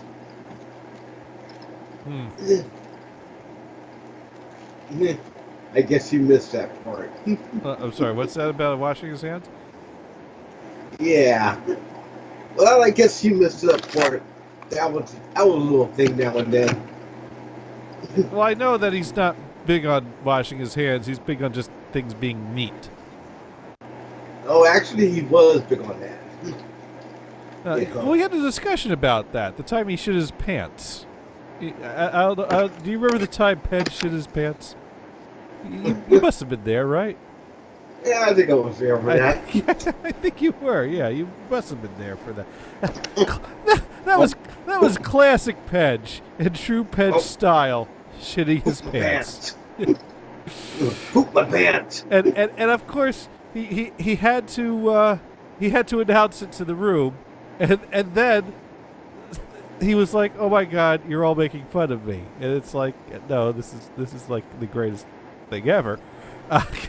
Yes, so the audio clip was saved and distributed around everywhere. Oh my God, I think I pooped myself. Yes, that's right. Yeah. That's it. Oh my God, I think I pooped myself. Now, the thing is I believe that show exists in the era of shows that were lost to the great hard drive crash of 2009. But luckily, I clipped that like entire conversation for automation. So although the show is gone, I do have an MP3 that won't open up anymore. Oh, why is this not? Why is it zipped? Why the hell do I? Why don't I? Oh, okay, we'll unzip it and then we'll. So I do have that 20-minute conversation out of that show. So at least I have that. So it's let's Nobody ever wonders if I'll just like go over to their house and wash my hands a million times. Wait, well, what? Yeah, that would be probably boring, wouldn't it? That'd be weird. Dude, that's the first thing I thought of when the guy from the CDC came on and said the best thing we could recommend for swine flu people is wash your hands a lot. First thing that popped in my head. God damn, fucking Pedro's right. You know what? I heard something interesting on the radio because I listened to news radio when driving to work because someone stole my CD player, and news radios doesn't play crappy music. So I get to listen to a lot of news while driving. Wait! Hold on! I have to interrupt here. Yes. Johnny Gators, folks, is saying that radio plays crappy music. Has anyone ever listened to the first hour of this show that isn't broadcast on NHB? I played good music. I played. I'll play the Archies for God's sakes. Hey, what's wrong with the Archies? 4.5 hours when Venison starts making requests. No, but I played good music today. But anyways, the point is so I was listening to this news article about how you should wash your hands, and they say you should wash your hands for 20 seconds. Well, how do you know how long? Wash your hands, Pedge. Now, how do you know how long 20 seconds is? And they suggested that the Beatles had this great 20-second song you could sing to yourself while you're washing your hands to know if you're washing your hands for long enough. You know? Her Majesty is a pretty nice girl. So this is what you should sing to yourself when washing your hands to know if you're washing your hands for long enough. Now, does that mean I have OCD, and I would blow my fucking head off if I actually did that. I'm sorry. Now, wait. Could you imagine? What if you forget the words in the middle of that? You're like, Yeah. Gotta wash my hands. Forgot the words. I'm just, it's been, you know. I got that toothbrush at like, it does like 3 minutes. This soap is some pretty good soap, so I'm gonna go wash my hands. now does that? Now wait. Here's the question: does that include soaping the hands, or did you have to keep your hands under the water for 20 seconds? Good question. I think you have to stick your face under the water for at least 3 minutes. I'll go with God. Sterilize with a steam cleaner. Yeah, I'm not sure. They really didn't go into detail if the 20 seconds counts soaping your hands or what. But all I know is Yeah, see, they're just sing that song. Or to you yourself. could just rinse your hands with the vodka that Witch is drinking. I'm sure that's a sanitizing alcohol right there. There we go. I have enough Exactly, vodka in my yeah. body. You also can put it in your car and run it too. I said I have enough vodka in my body, I'll never catch anything. Or you can just take a real good hit and hold it. I usually hold mine for about 20 seconds before I let them go. Yes, but what if you're washing your hands at work? Then you just eat a brownie. Are you supposed to light up at work so you can count your 20 seconds that you hold it in for? But see, this article You don't work in fucks some of the up. places I have. This article fucks up because it doesn't say if you're supposed to soap your hands or if you're supposed to keep your hands. See, these are dilemmas that OCD people will like lose their fucking minds on. Yeah. Yeah, if they don't go I and find say that personally offensive. if they don't go and save from singing Her Majesty, they'll go and save from wondering what 20 seconds means. No, but I guess maybe Okay. you're supposed to keep your hands under the water for 20 seconds, No, then you have use to the have soap? the antibacterial on you for at least 20 seconds. Oh, really? So Otherwise it once doesn't work. You're supposed to put your hands in boiling water for 10 minutes. So once the soap is thoroughly covering your hands, start singing. Yeah. And then once you're done singing, then you rinse the soap off. Now here's the thing. Nah, put your Is hands it in a 20 pot of seconds boiling from water. No, wait, is it 20 seconds from the first word, or do you have to do that ding at the beginning? Well, That's a good question. well, And how long do you do the ding for? well, here's Put your hands in The ding boiling water, is worth at and least when your 3 hands seconds. start screaming, that's when you take them out. I think you have to do the dig. So, you know what? I So recommend... I'm supposed to sit with my hands underwater and go ding. No. Yeah. I recommend everyone try this at work on Monday. Your first bathroom break at work on Monday, each and every one of you listening, I want you to go to the bathroom, show your hands up, and right out loud, ding! Imagine she's a pretty nice girl. She doesn't have a lot to say. Everyone I do want it. you to do that, John. Light You up do a that joint, so take we a don't great have big to. hit, and start thinking in your mind the song. This reefer is some pretty good herb, so I think I'm gonna smoke a bowl. Dun dun dun dun. Make up whatever word you want. wait a minute. Okay. Just make sure you got the ding in the front of it. And now, what if you get I am nervous and you not sing a little faster than the actual tempo, or you sing slower than the? I mean, there's too many holes in this. So you get the idea there. We had a great conversation with Pedge about washing your hands, and fun was had by all. And at some point, he pooped himself. Damn. And I wasn't even there and there talks about me for a second. Yeah. I guess you were out that night. I don't know where you were that night. Yeah, probably at a hood party. Yeah, exactly. You're out with your real friends. Not hanging out with us riffraff. It's back when David used to hang out on my show. And Forge. Oh, back in the good old days of the late Saturday night shows that we never do anymore. Oh, wait. Back when we used to actually have, like, a few listeners.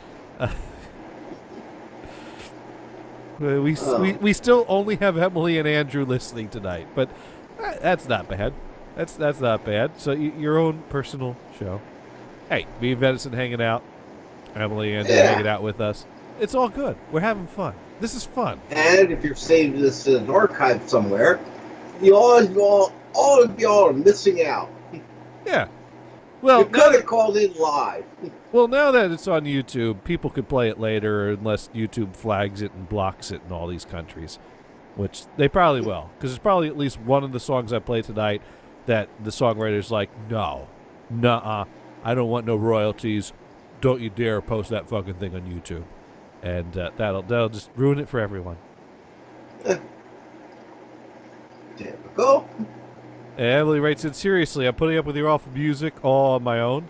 Why am I doing this? Well, it's funny. Speaking of critiques of my music selection, I couldn't help but notice that Damon made a comment about my music selection. Did you catch that there, Venison? I'm not sure. There's so many voices. Well, but at some point he because my whole point was that I don't listen to music on the radio, so I listen to news because the radio plays crappy music. And he referenced something I have a tendency to sometimes play on my shows. And you like... That's when I heard. That's when I heard my mention to me. Yeah. Well, you like to watch cartoons, right? Yes. And you like cartoons. Quite often. You like cartoons that are based on bands, right? Well, yeah, kind of. Kinda. You're wondering what trap I'm baiting right now, and of course, I got into the Beatles. I got into the Texas 5, and even dealt with the Archies. Funny you should mention them, because my absolute favorite Archie song of all time. Sing me, sing me. Jingle Jangle. Sing me, baby.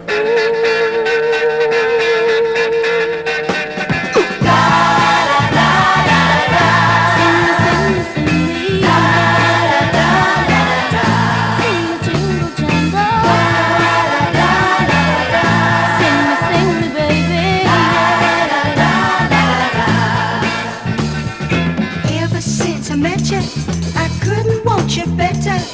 I couldn't love you stronger if I tried. It's my true heart I'm showing. All my nose would be growing. You know that it gets longer when I lie. Singing la la la la la. Sing me, sing me, sing me. La la la la la la. Jingle, jingle, la la la la la. Sing me, baby. Being kind of pretty and down here in the city, find it isn't easy to be smart. When trying to entangle the jingle from the jangle, it's easy if you listen with your heart. Singing la la la la la. Sing me, sing me, sing me. La la la la la. Sing the jingle jangle. La la la la la. Sing me, baby. La la la la la.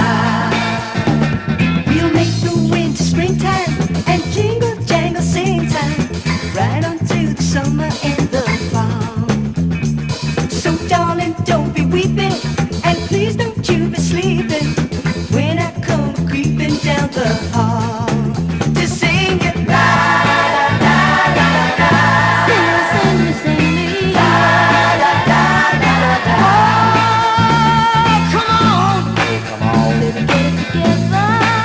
Well, come on. Come on. Yeah, yeah, yeah, yeah. Oh, come on. Come on. Baby, get it together. Well, come on. Come on. Come on, come on, come on, come on, come on. La la la la la la. Jingle jangle. La la la la la la. Sing me, baby. There you go. Classic that could be had for free on the back of a box of cereal. Jingle Jangle the Archies. Yeah, and I remember, watching that show, and that song came on a lot. They played that song a lot. It's a good song. After a while, it started getting a little bit, too overplayed for my taste. I was still a sugar man. I always thought Sugar was the overplayed one, but then again, I didn't grow up in the era of that being on TV. I grew up in the era of Sugar being on oldies radio all the time. And yeah. Jingle Jangle I didn't hear till I was in the basement with my mom, and I looked in the box, and I see a round thing with cartoon characters on it. And I'm like, what's that? It's a record. It's a record? It doesn't look like a record. Yeah, it's a record. It's a record. It plays like on a record player? Yeah, it's a record.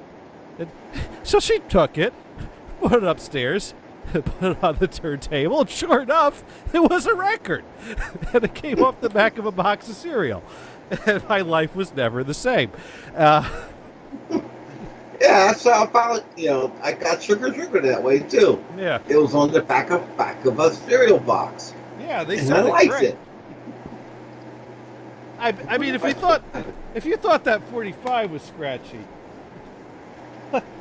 allow me to demonstrate the joy of an off-centered cardboard, plastic laminated breakfast cereal record. Here we go. That was the I walked into a record store, I bought it version. Here's the I got it free off of a box of cereal version. Sing me, baby. Ever since I met you, I couldn't want you better. Yeah, that's enough of that. Oh, now I know what happened to it. What? Somehow or another, I think a very small hole got punched into the record, and I'm playing on a turntable. And here we go, sugar, and nothing. The sound wouldn't come out. And look over there, and the needle had sunk in the hole, and the whole thing stopped. Oh, yeah. Yeah, the flatter's still spinning, but the record stopped. yeah, they would do that, They were pretty flimsy. I was so upset. Oh, well. No, you know what? Since I do have a 45 of Sugar somewhere in this room, I don't know which pile it's in now, and I pulled out Jingle Jangle because that's. Oh. But I do have my CD collection ripped, so here we go, just for you, Venison, since your record broke. Here's a little Sugar. Oh, and Emily thinks the whole creeping down the hall thing is creepy. Oh, honey,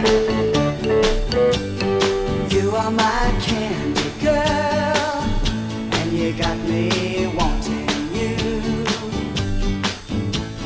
Honey, oh, sugar, you are my candy girl, and you got me wanting you. I just can't believe the loveliness of loving you. I just can't believe it's true. I just can't believe the wonder of this feeling too. I just can't believe it's true. Ah, sugar.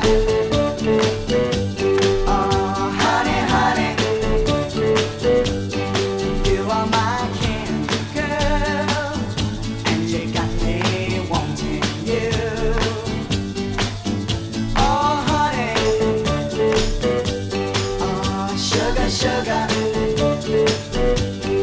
you are my candy girl, and you got me wanting you. When I kissed you, girl, I knew how sweet a kiss could be. I know how sweet a kiss can be.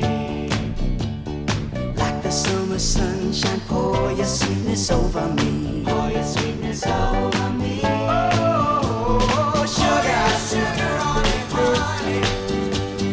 Pour little sugar on it, baby. Life's so sweet. Yeah. Pour little sugar on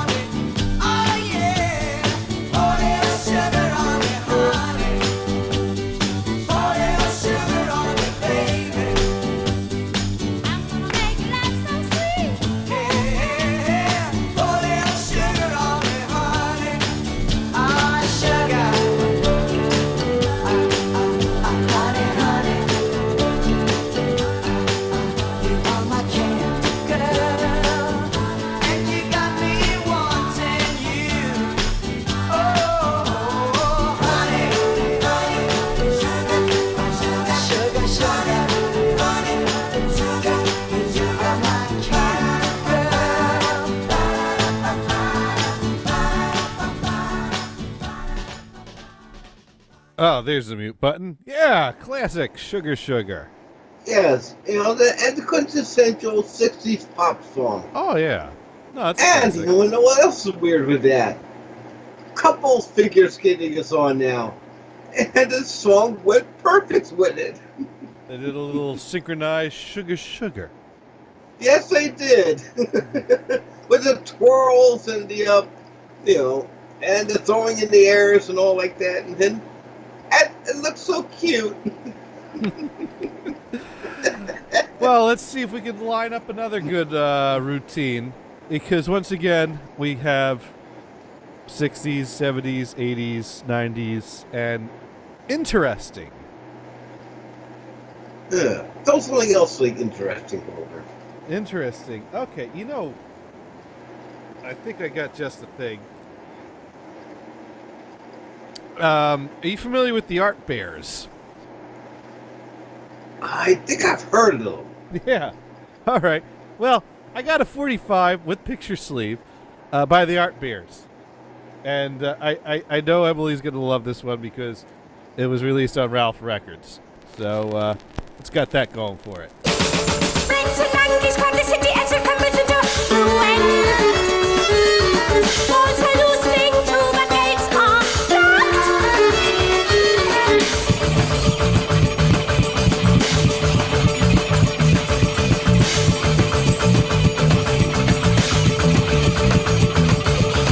Friends and monkeys from the city and circumference to ruin. Walls are loosening, through the gates are locked.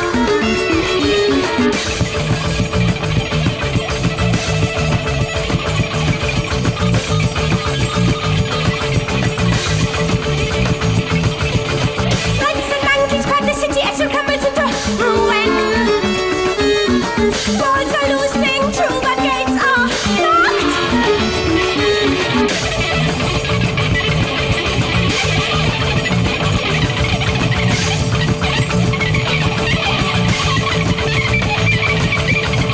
Friends and monkeys from the city and circumference to ruin. Walls are loosening, through the gates are locked.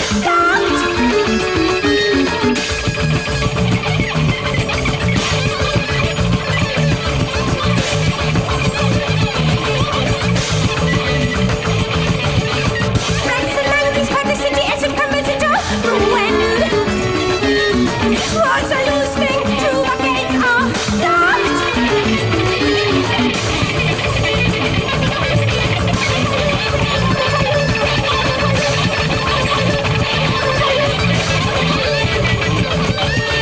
Friends and monkeys from the city and circumference to ruin. Walls are loosening, through the gates are locked. Well,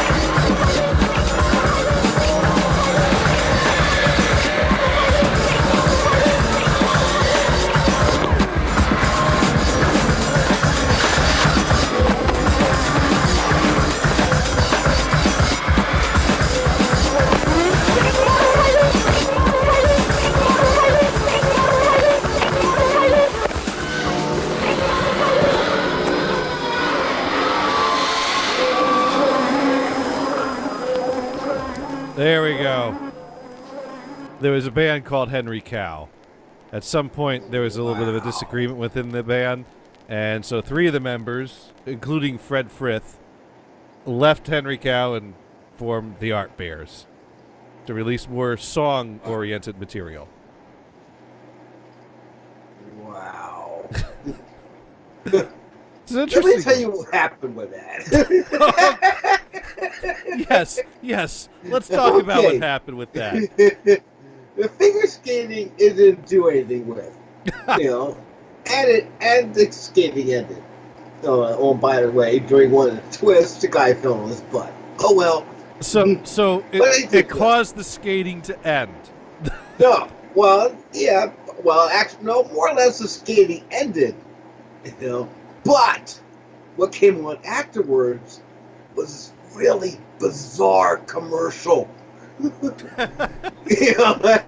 And images kept going. It kept flipping, changing images. And at one point, when they were doing the type thing, right? There was this, picture of a cartoon train smiling on his face, and then other pictures. It's like went into rapid succession in time with the music. Nice. And just a whole bunch of weird things. That sounds like a win to me. I have no idea what the commercial is for, but it's freaky with that music. Well, that certainly qualifies as interesting. Yeah, I sure did. I figured that'd be right up your alley. Meanwhile, Emily wrote into me, "I hate you." I mean, when that cartoon started flipping like that was weird. Shit. Oh my god, that just reminded me of something else I have. I bought this record that I came across. I don't remember where I found this, but it's called Potatoes, a collection of folk songs from Ralph Records. And it's a compilation of, various Ralph Records acts.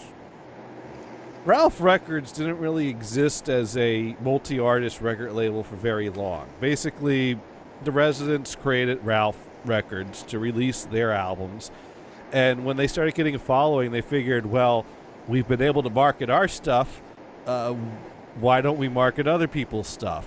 And generally, the vibe I get from the members of the Cryptic Corporation when they refer to that is that they failed at that.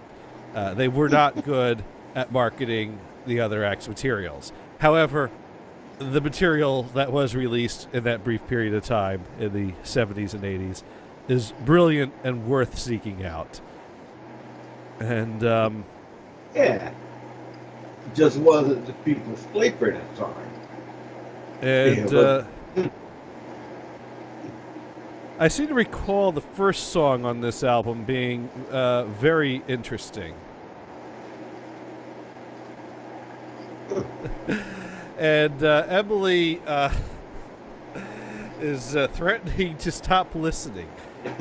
So although I've placed potatoes on the platter, potatoes aren't really good for the needle. So you know what? I forget if it was her or Andrew, but one of them requested one of the songs that just happens to be in my 90s folder. So here we go. Maybe this will entice her to not completely tune out just yet.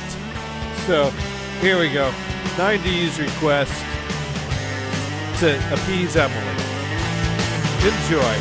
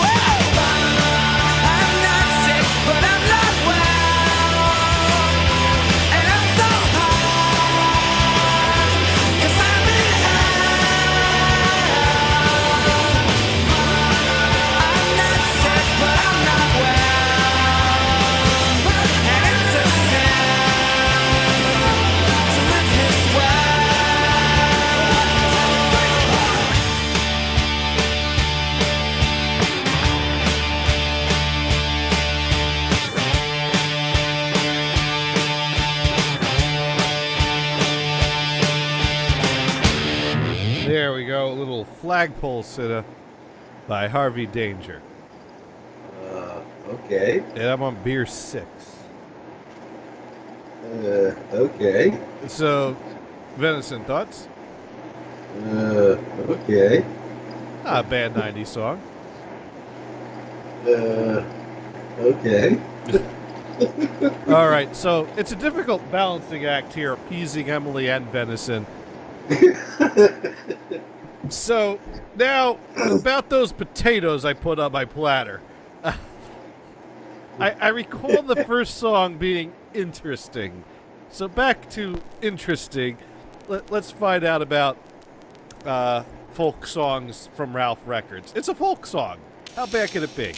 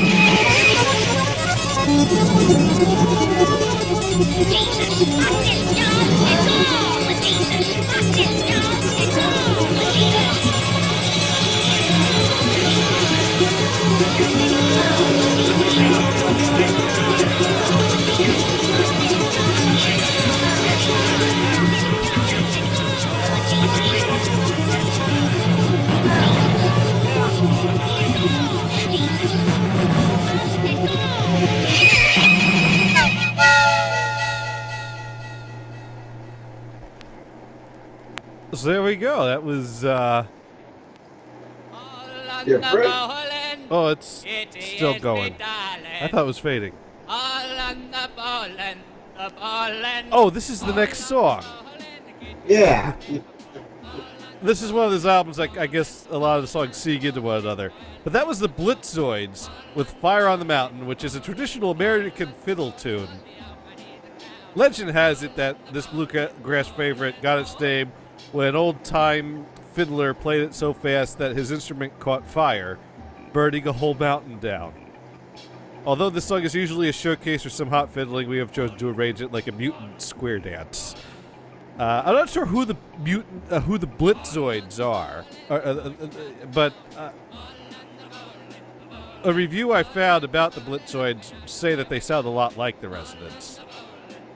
But I'm thinking if it was the Residents, they would have been credited as the Residents. Yeah. This is actually Ronaldo and the Loaf right now, doing an old sea shanty from Liverpool. Well, you know, the couple skating also did well with that fiddling music. I think that's a great version of Fire on the Mountain. I've not heard other versions of Fire on the Mountain, but that by far is my favorite. that was weird. Apparently, Andrew says that that song is If Philip Glass Took Acid and Speed. Yeah, he'd be dead. Now, there's also, too, something else they did, especially in the beginning of that. You know, where they have, you know, samples of various voices, people talking.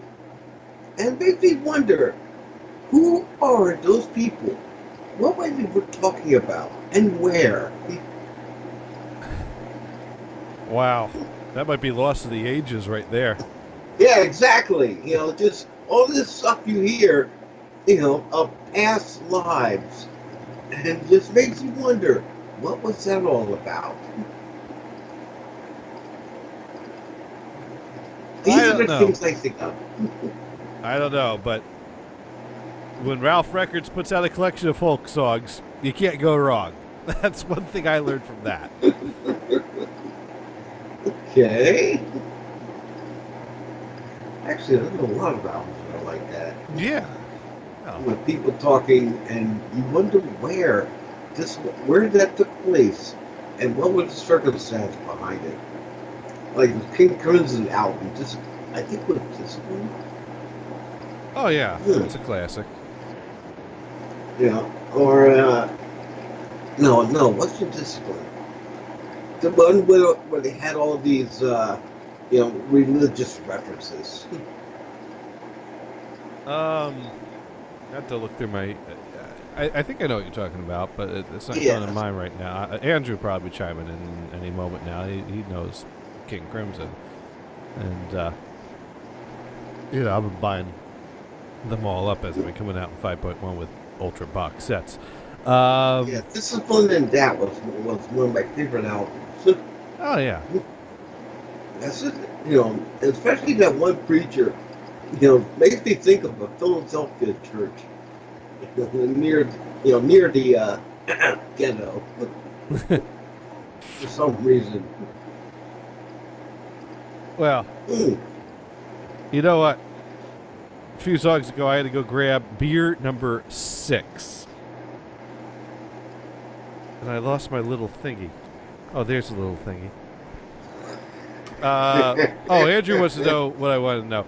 You were talking about King Crimson that had some talking in it, but you were thinking Discipline, but not Discipline. It could have been. Anyway, I didn't want to know anything because I've got all those albums. But you know, I thought we would play a beer-related record next because this one comes from the interesting pile. And although there are a lot of Ralph selections in the interesting pile, this one is not one of them. So I was flipping through the 50-cent 45s. There's a store that has $1.45s and 50-cent 45s. And I believe this came out of the 50-cent pile. So you know those have got to be the good ones, right? If you say so. Well, let me ask you, Venison.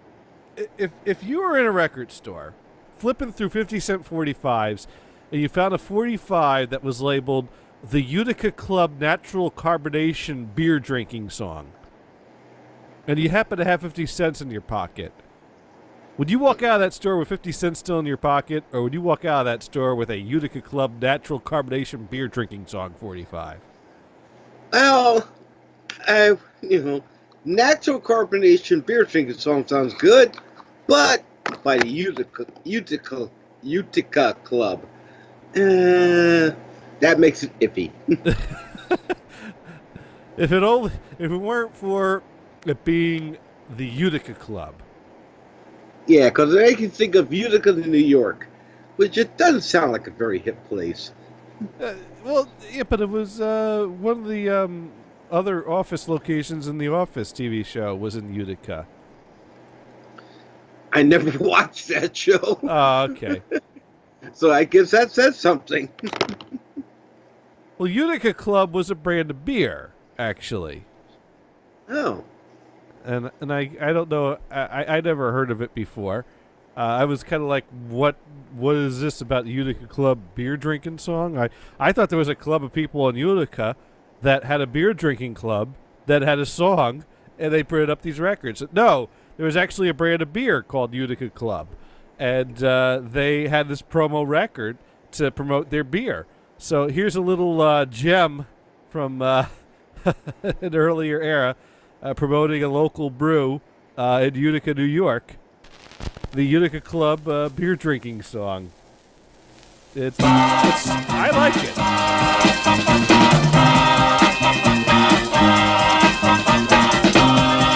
Wasn't here yesterday. Utica Club, Utica Club. Now it's probably here to stay. Utica Club, Utica Club. Utica Club's the name. And this old town ain't never gonna be the same. If you need a place to go, want to see a place to make your eyes glow, want to spend a groovy night, want to see a place that's out of sight, do a lot of crazy things, Utica Club is where it really swings. Utica Club, Utica Club.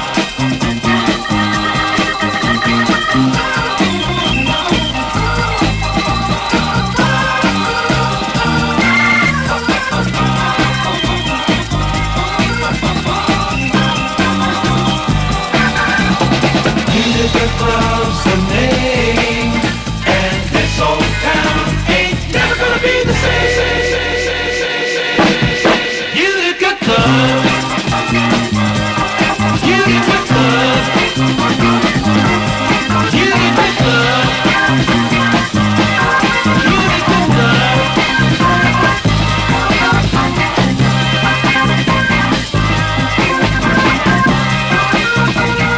There we go. Utica Club's beer drinking song. A nice little psychedelic gem there. And I did find that there are reviews of Utica Club beer on ratebeer.com.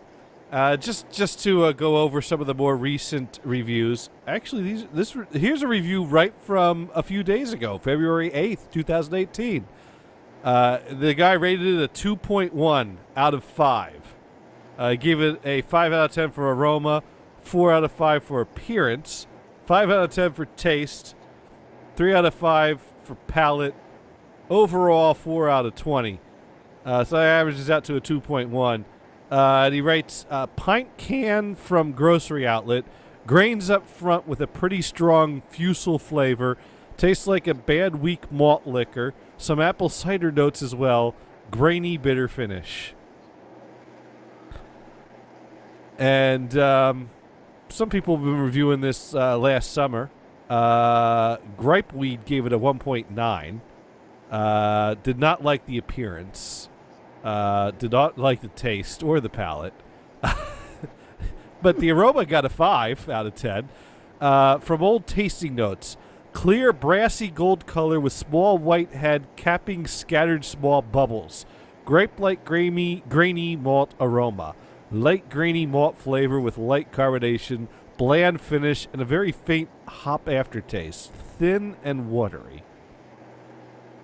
I'm thinking if you like Coors Light, this could be right up your alley.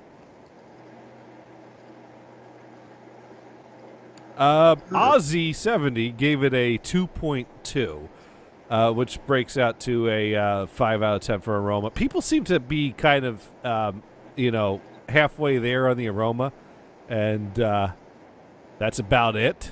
Some people are okay with the appearance. This one only got a 2 out of 5 on the appearance, 4 out of 10 for the taste, 3 out of 5 for the palate. A 12-ounce can from College Liquors in Grand Junction, Colorado, consumed while camping in Grand Junction. Poured clear golden, small white head. Aroma was grain, light grass. Taste was mild, sweet, grain, corn, grass.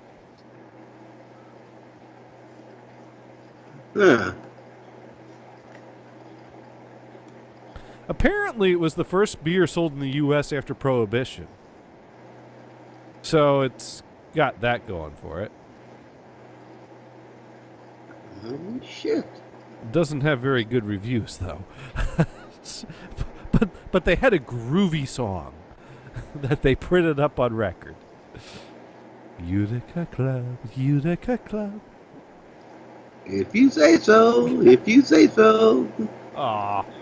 All right, what decade do you want to go to? 60s, 70s, 80s, 90s? We'll try 80s again. All right, let's see. Holy shit, I can't find it. All right, do you want something that starts with P or something that starts with E? E. E. All right. They're both picture sleeves.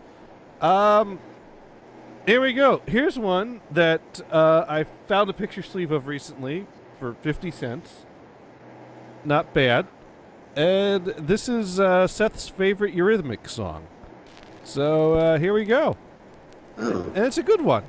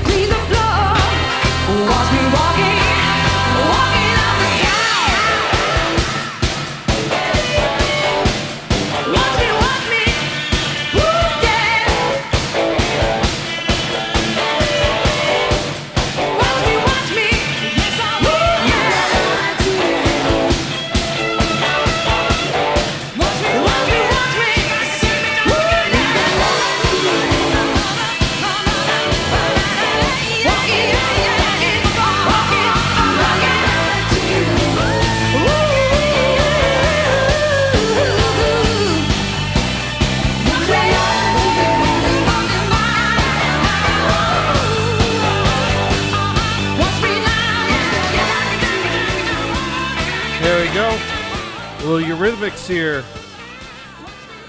Ooh, would I lie to you? Yeah, I remember that one. Emily, it was all right. You gave it all right. Emily gave it an I can't stand it. So I like it. I think it's a good one. Nah. As far as I'm concerned, the Eurythmics' best song was "These Dreams." But that was so overplayed. Yeah, I know it was. So overplayed. Yeah, I know. But still. It was one of their best, which is why it was overplayed. Heck, if I was going to play Sweet Dreams, I'd play the Marilyn Manson version before I play the Eurythmics version. Marilyn Manson version? You never heard the Marilyn Manson version of Sweet Dreams? It doesn't come to mind, no. I don't think I have it, but I remember it because it was quite popular for a period of time on the radio. Wherever my brother had the radio tuned, it was playing that. Okay, you're gonna make me pull up Marilyn Manson's version of "Sweet Dreams." Holy shit! I can't find it. You've not heard this version? I don't know. All right. Well, here we go. The Marilyn Manson version is awesome, and I hate him on principle. Emily writes it. Apparently, she has it. All right, so here you go. Here's "Sweet Dreams." Sweet dreams are made of these. Who am I to disagree? Travel the world and the seven seas. Everybody's looking for something. Some of them want to use you. Some of them want to get used by you. Some of them want to use you. Some of them want to be out you.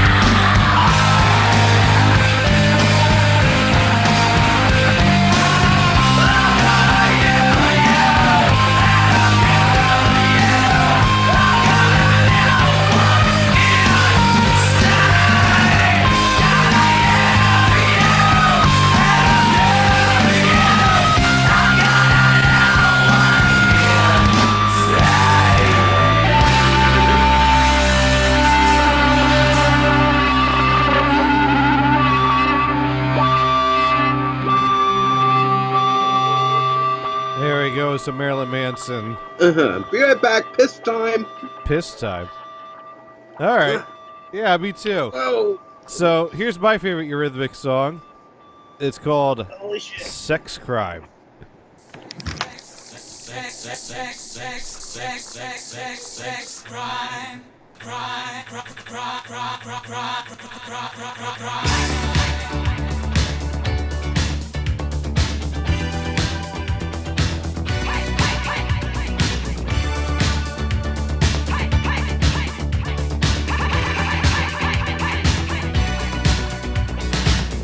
Can I take this for granted? With your eyes over me, in this place, this wintry home, I know there's always somebody. Sex crime. Sex crime.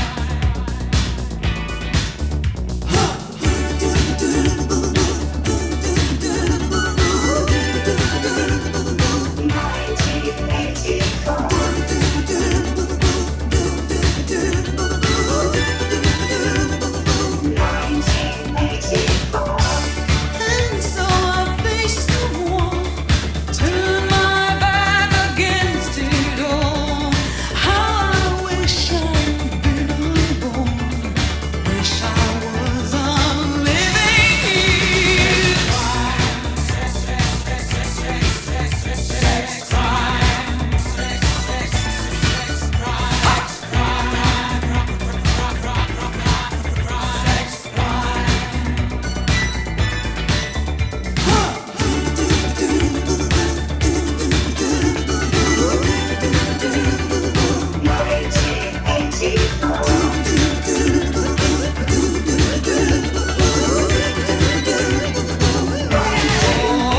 I'll pull the bricks down one by one.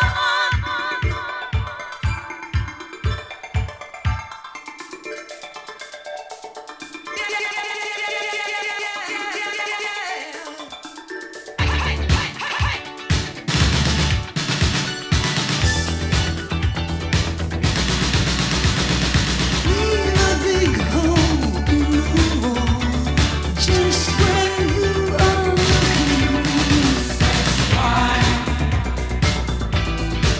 Sex crime.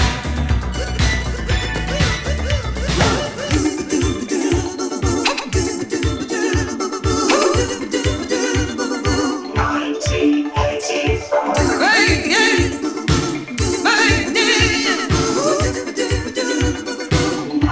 hey, hey, hey, hey,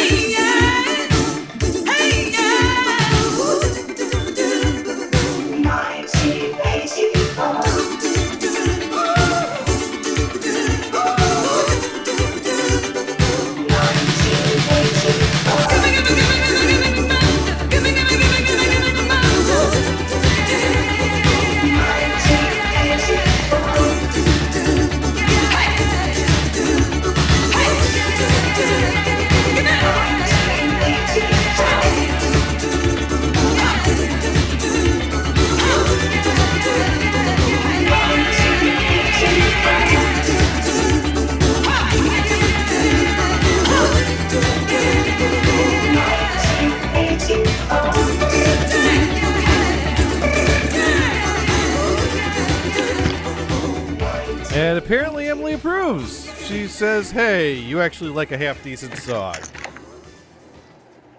What do you think, Venison? Our little Eurythmics moment here tonight. Delicious Eurythmics, I think is what Venison's trying to say. He says that was a delicious sex crime, right? Wait, that sounds so wrong. Eating crackers. Really? I just got back. Damn crackers. So I had no idea what you played. All right. Well, just give it a thumbs up and say, cool. Well, what do you think of the Marilyn Manson cover? Yeah. kind of a ripoff. I don't know. rip-off. He really changed the vibe of the song. I don't think he. Yeah, he did. I don't think you can call a cover a rip-off if they change it. Well. Anyways, we seem to be in 80s territory here, so we may as well break out another 80s 45. Here's one of my favorite 80s singles here. Got I found this is another cheap picture sleeve 45 I found. The Pet Shop Boys, West End Girls.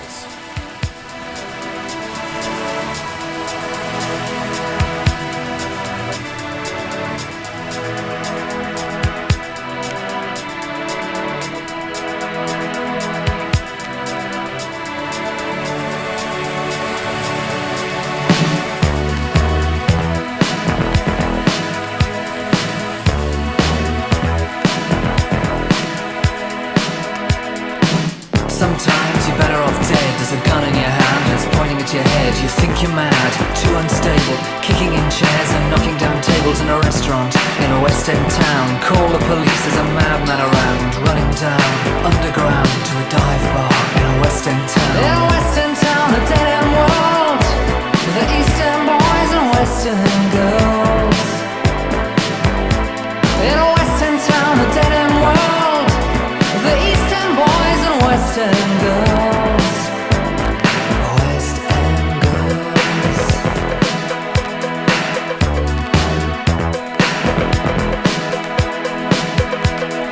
Too many shadows, whispering voices, faces on posters, too many choices. If, when, why, what, how much have you got? Have you got it, do you get it? If so, how often? Which do you choose, a hard or soft option?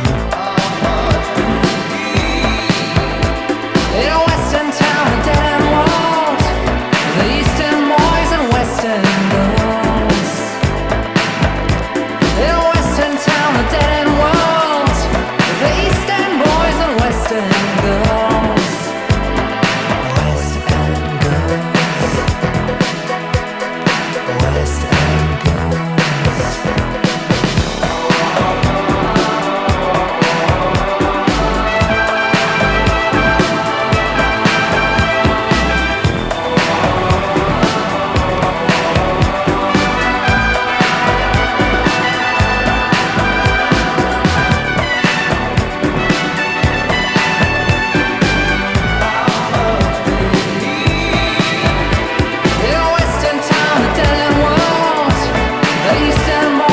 West End girls.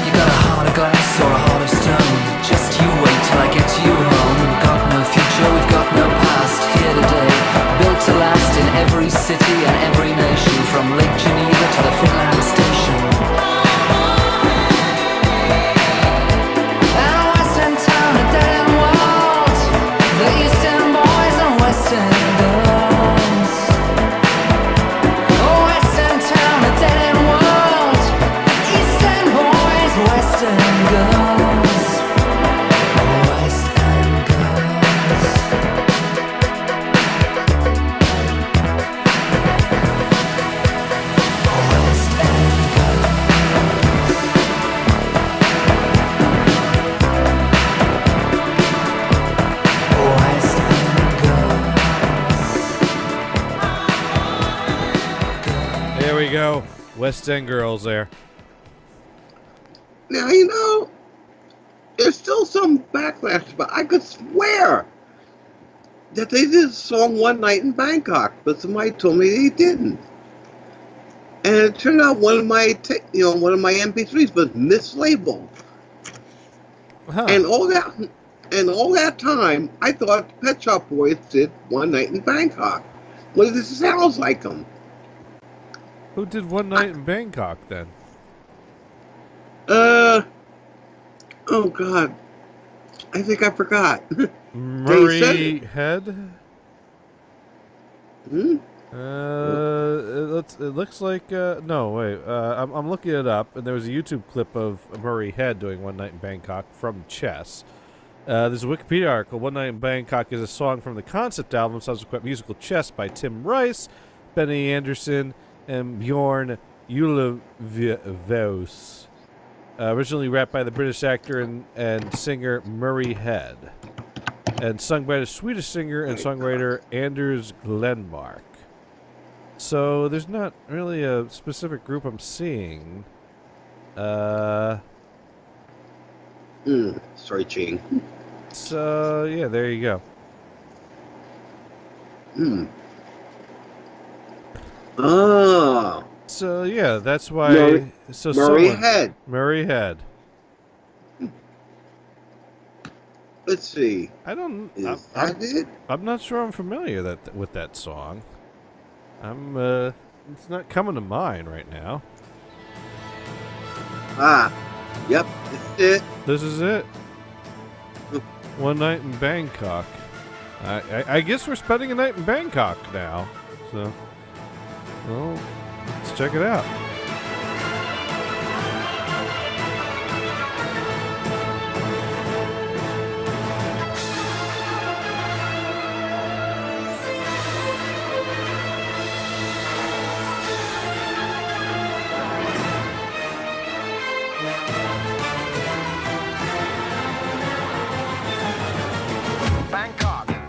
Sitting in the city, don't know what the city is getting. The creme de la creme of the chess world in a show with everything but Yul Brynner. Time flies, doesn't seem a minute since the Tyrolean Spa had the chess bars in it. All change, don't you know that when you play at this level, there's no ordinary venue. It's Iceland, or the Philippines, or Hastings, or this place. One night in Bangkok.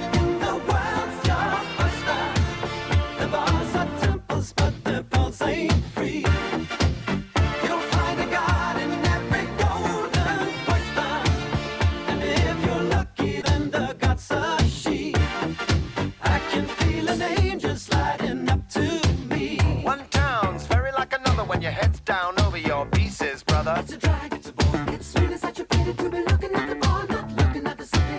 What do you mean? You've seen one crowded, polluted, thinking town. Get tired, you're talking to a tourist whose every move's among the purists. I get my kids above the waistline, sunshine. One night in Bangkok makes a heart man humble. Not much between despair and ecstasy. One night in Bangkok and the tough guys tumble. Can't be too careful with your company. I can feel the devil walking next to me.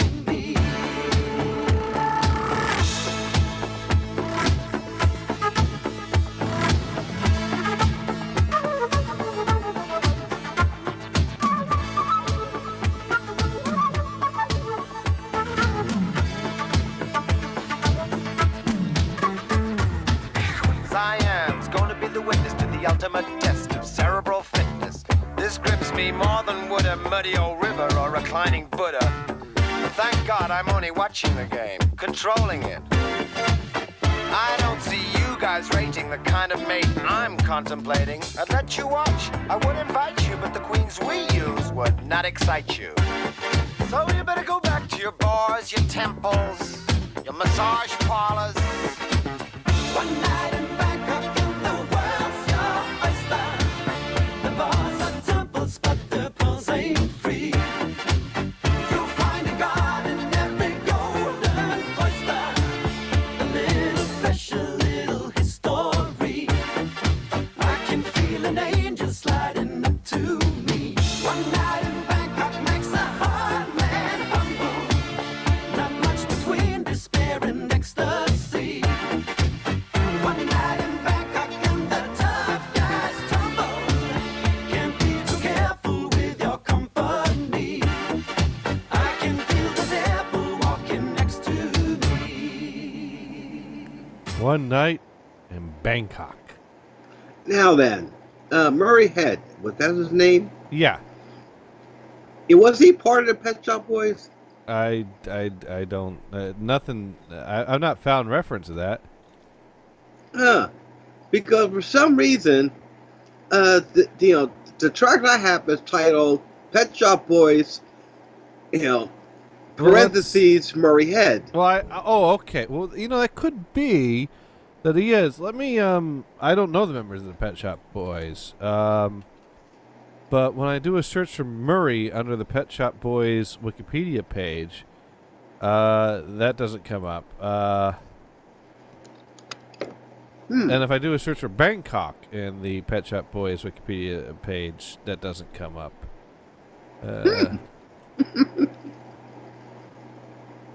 Let me do a Google search for Pet Shop Boys One Night in Bangkok and see what that comes out with. Well, let's see. Pet Shop Boys One Night in Bangkok lyrics. So, tracks. Oh, here we go. Here's an article called "Tracks That Have Been Mistakenly Attributed to the Pet Shop Boys" on Napster, YouTube, and elsewhere. Bizarre Love Triangle. I Want to Be a Cowboy. A Never-Ending Story, which was former Kajagoogoo lead singer Limal. Well, yeah, I could see that. Funny that. Pop Music, which was M. One Night in Bangkok. Murray had recorded this in 1985. Smash from Benny and Bjorn's musical Chess. Its Brit rap style may account for the Pet Shop Boys' confusion. At least one MP3 distribution site has wrongly attributed Soft Cell's immortal 1981-82 rendition of Tainted Love to be the Pet Shop Boys. Someone labeled December 1963 Oh What a Night as the Pet Shop Boys. No. Someone labeled the Safety Dance as the Pet Shop Boys.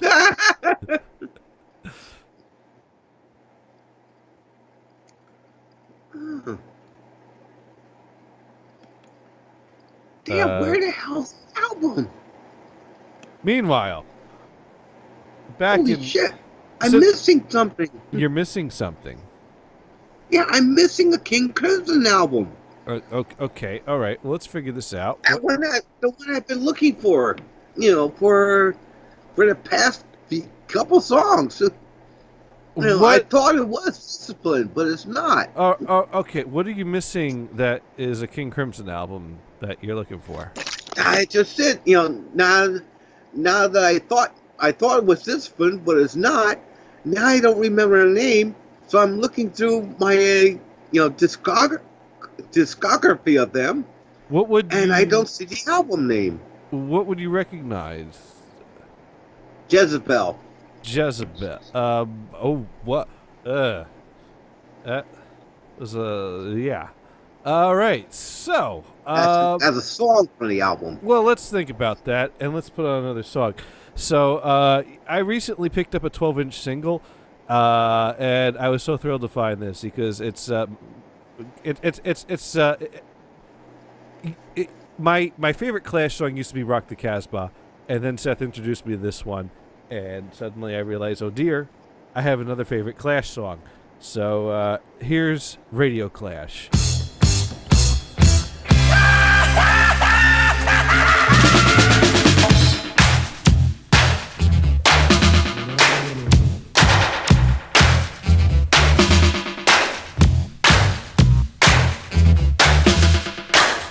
Interrupting all programs.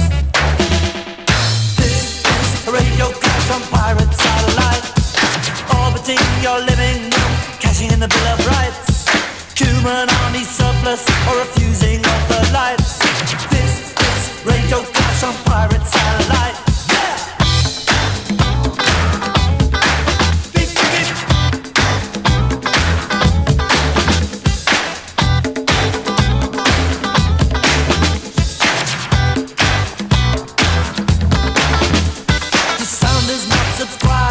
International plan in the single shadow of the white right hand.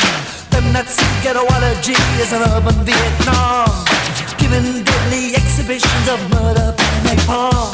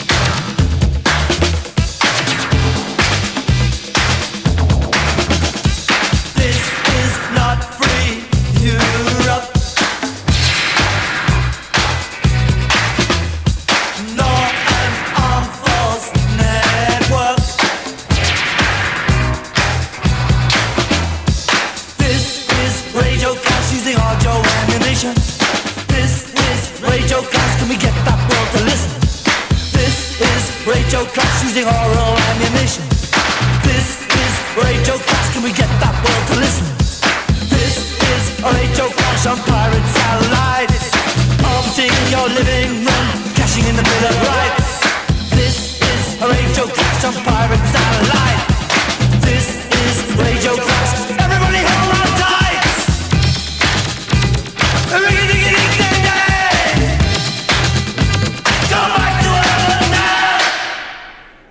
Here we go. This is Radio Clash. Great song. Okay. What'd you think of that one? Well, I'll put it slightly above me. Slightly. Well, did you like Rock the Casbah? Oh yeah, Rock's Casbah is a classic. Well, that one's just as good. Actually, I like that one better. Okay. Oh. I cannot find a song by that name by King Crimson. Yeah, I'm searching. I think you've got wires crossed there. No, I don't. I mean, I'm sure a song exists. No, I don't. But by King, if there are several songs on there. You know, one that had Jezebel on it, and another one that had this this like had a kind of like a fast beat tune, and had this preacher come on, preaching the gospel. If you I remember one of the lines saying, "If you judge me, you make yourself look bad," and stuff like that. And help me, somebody. Oh, I think that might have been his song title. Help me, somebody. Help me, somebody. Let's see. Maybe. Oh, damn. But the whole album, like I said, was either folk tales and religious stuff. You had an African tune on there, told a story about told an ancient story. Well, there was a song called "Somebody Help Me" by the Spencer Davis Group in 1966. The Beatles recorded a song called "Help." Yeah, duh.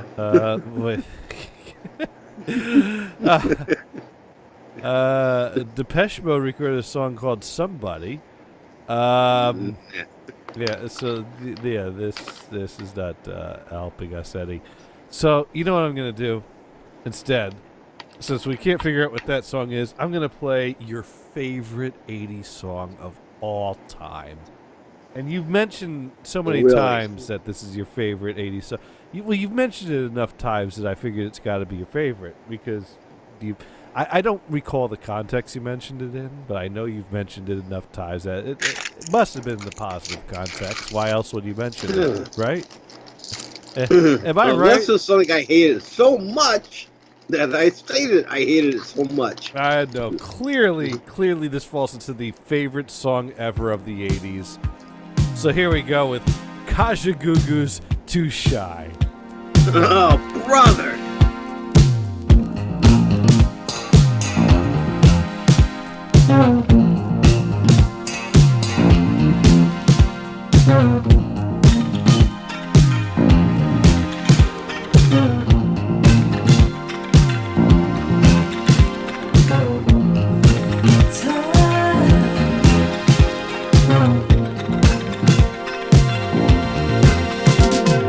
Tongue tied or short and breath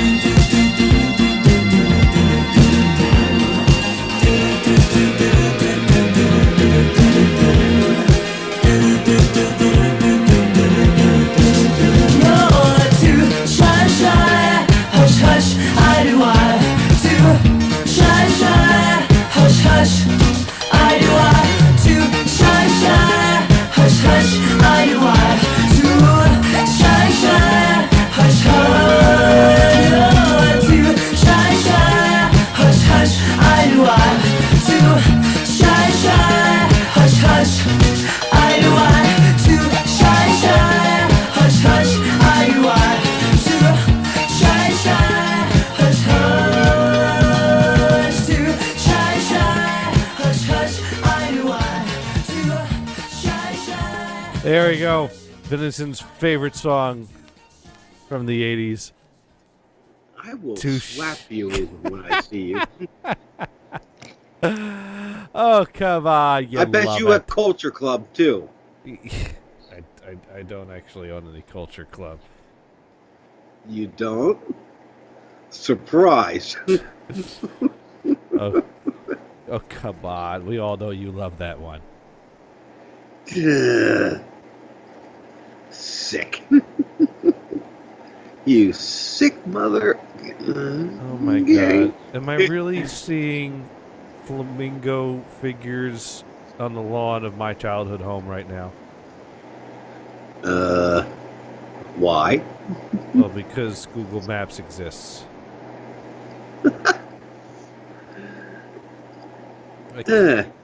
Those can't be flamingos on my childhood lawn. That can't be that. No, those are definitely some kind of figure that are standing up. Maybe they're squirrels. They could be squirrels. Let's go with squirrels. Can we go with squirrels? Probably not.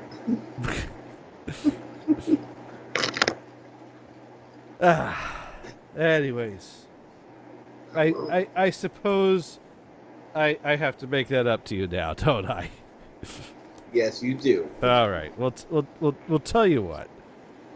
Why don't we break out something from the interesting pile? And this is a 45 that I picked up a while ago with picture sleeve from 1979 by one of the greatest acts ever recorded on Ralph Records, Snakefinger with What Wilbur.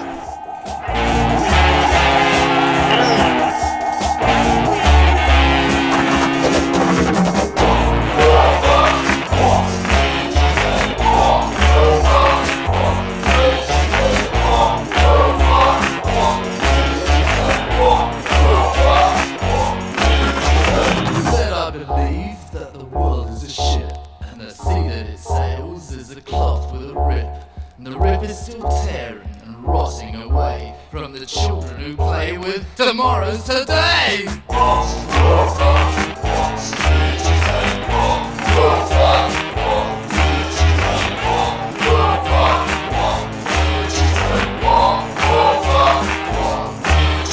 there's something inside of me is coming alive. It's seething with vigor and it's giving me drive. It showed me the way to the shelter I'll need.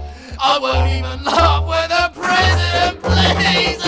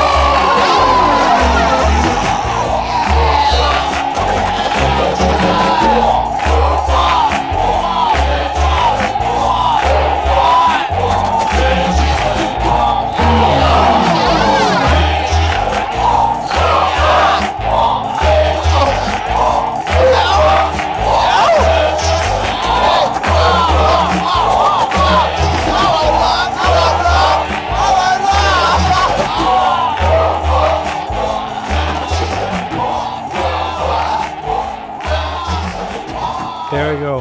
What Wilbur. Great 45 right there. Son of a bitch. Son of a bitch. Yeah, I'm looking on the other computer hard drive. So you're looking for this thing. Yes, I am. I think I do have it on cassette though. Well, then maybe But we I could have Shazam it. And I remember playing it, a couple songs on the air during one of my shows. And yet, it's as if it never existed.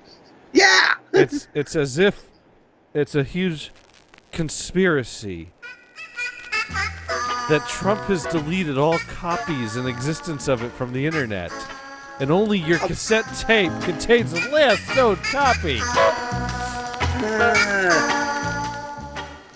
I finally had the perfect reason to break this 45 out. Yeah, okay. What the? It's been a while since you came up with a good conspiracy. But no, all throughout the whole time. Where is it? I don't know. Got to be around somewhere, though. Yes. And I can't remember the album name. Holy fuck. I don't think it was King Crimson, though. Yes, it was. I am definitely, adamant about that. Adam and the Ants? No. Wrong Adam Ant. Oh, man. Oh, well. Not on the computers. Oh, well. It's got to be around somewhere. That was a damn good album, too. I'm sure you find it. I mean, are you sure it wasn't like a Robert Fripp album? No. King Crimson. Definitely.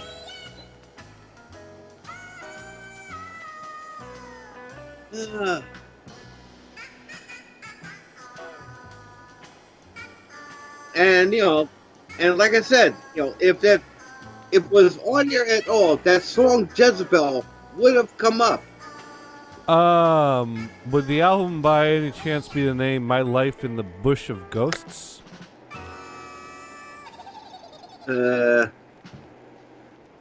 What's on it? Let's see. America is Waiting, Mea Culpa, Regiment, Help Me Somebody, The Jezebel Spirit, Quran, Moonlight and Glory, The Carrier, A Holy Secret Life, shit. Come With Us. Holy shit. Holy shit. Is that it, or is that Who is that by? Well, that album is a collaborative album by Brian Eno and David Byrne. Oh my God! I could have sworn that was King. Why that? Oh. Okay. Oh, okay. Fuck!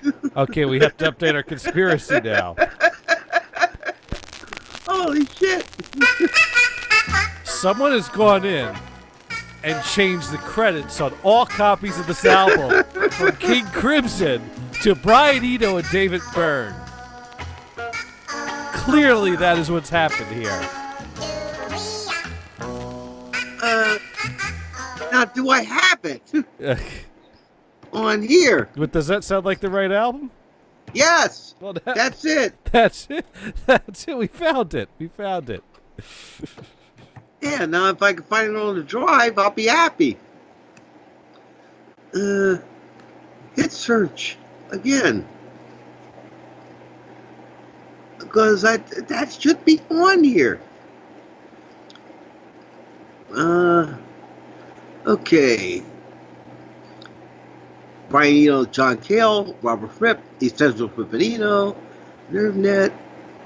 Yeah, I mean, these are people that have worked with Robert Fripp, who is basically King Crimson. There it is. So there's, a connection there, but it's not King Crimson.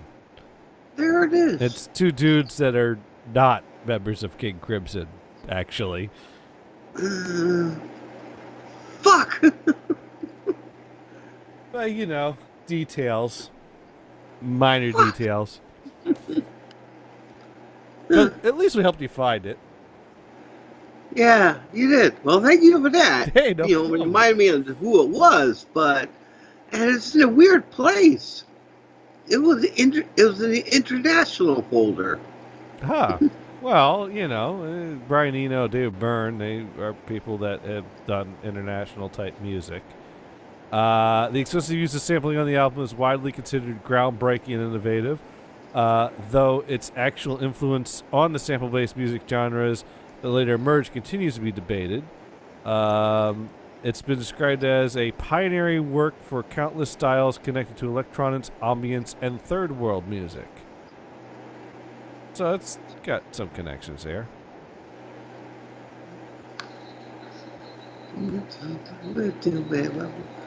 Uh-huh. So, yeah. Moonlight Glory. No. Yeah. So, yeah, you found it. Yay. The Jezebel Spirit. Okay, that was a song. That was a song. So you want to Yeah, it was about a spiritual healer as he exorcises, an evil spirit from this woman. In fact, have you got that there? That album there? I don't have that, but I do have my old break music file, which includes a bunch of songs by Peter Barron, and he did a song called Jezebel. So we can play that instead, which is completely different, not all the same thing at all. Yeah. Okay, maybe we won't play that. Help Me Somebody and the Jezebel Spirit are the two best songs on there. Wow. Well, normally I wouldn't play this, but it's safe now. So let's go ahead and bring up the Jezebel Spirit by David Byrne and Brian Eno. Let's see, what would be better? Yeah. Help Me Somebody would be better. All right. Yeah. You know what? Because- I think I like that idea. Because it sends a message. We could use some help here. So here we go. Here's "Help Me Somebody" by Brian Eno and David Byrne, and this should be interesting.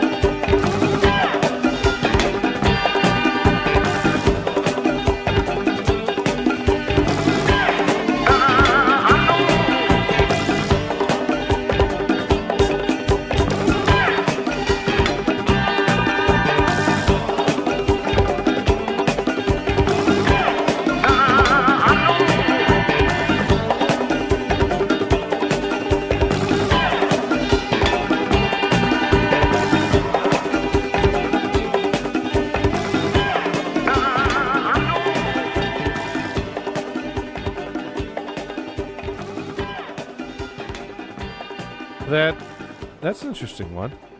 Yeah, well, if you want to hear a real life exorcism, Jezebel's because of that too. Yeah. Venison.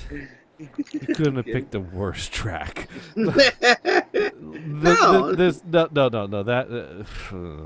Don't. Because see, it brings back some memories of weird memories. Again of being in this church, both in Harlem. We went there for a wedding once, and in Philadelphia, Center City, which is not the best of neighborhoods. And these preachers were always like that, the high energy and the yelling and all like that, being passionate about what they were saying. But at the same time, in the audience, oh God, in my old church, we had this one woman. As a kid, I would be amazed at her. Because at one point when the preacher was like really into it and really doing his thing, she would just like stand up in the aisle and go, "Thank you, Jesus," and to start doing his Lord of the Dance type dance. And she would just sit up there like tap real hard on one foot, and the other one would be like a boom, boom, boom. She would keep doing that for sometimes up to 10 minutes. And then she slow down. It's like tipping down, like thank you, that type of thing. And it would be like every time I saw her do that, so it'd be like, wow. Yeah. And on that note, I think it's time to play one last song for the night and head off to bed. Do we play a 45? Do we have something in mind? Where do we end? Where do we end a show like this? Who knows? Not with an exorcism. I'll tell you that for sure. That's not going to happen. Oh, sure. I might have played that now. You could play that now after we disconnect. Yeah, after since I know where it is now. Cool. On that note, I am so tired. He's so drunk and tired. And drunk and yeah, I got 6 beers in me. All right.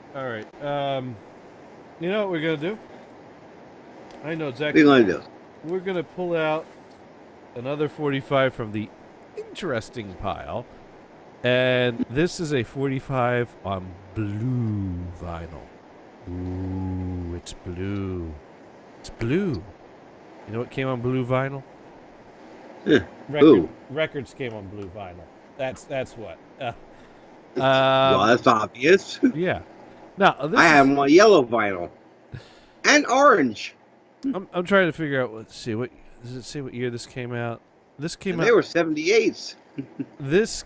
Oh, well, we could play a 78. Heck, I got Take Me Out to the Ball Game on organ.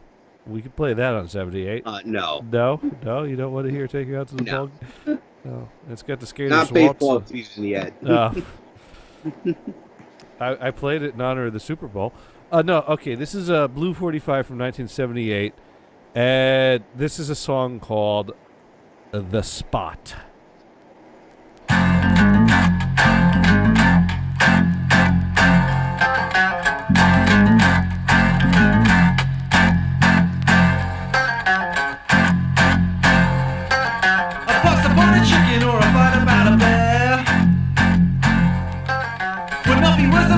Or what I had to wear.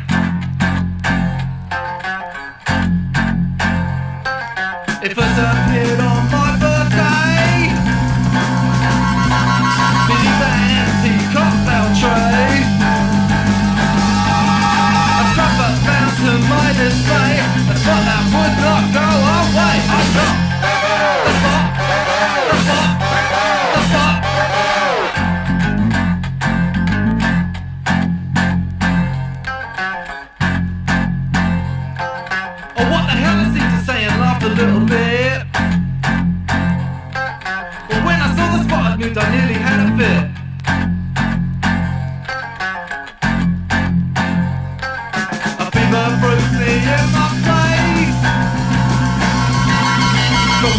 pounding on my face.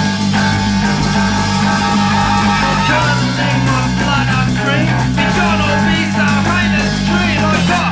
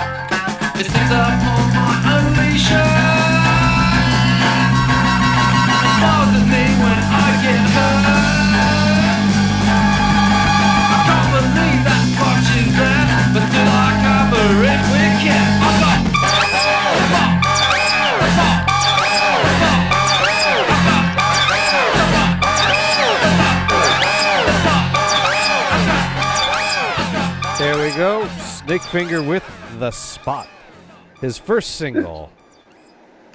Yeah, I thought that sounded familiar. Yeah, it's a good one right there.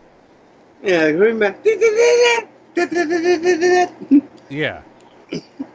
Well, you know, Snake Fingers material on Ralph Records was produced by the Residents, so it's got a lot of that like Residents set.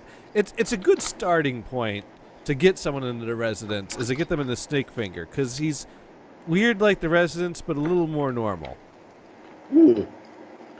Oh, just as a general, let you know, that you know the Ghost album, just those two songs I mentioned are the only ones of that type. The rest of them are pretty weird. Ah, yeah, they're definitely a little weird, except for America is waiting for someone or another. Yeah. Well, on that note, as you can hear, I am yawning, and it is getting close to the 2 o'clock hour.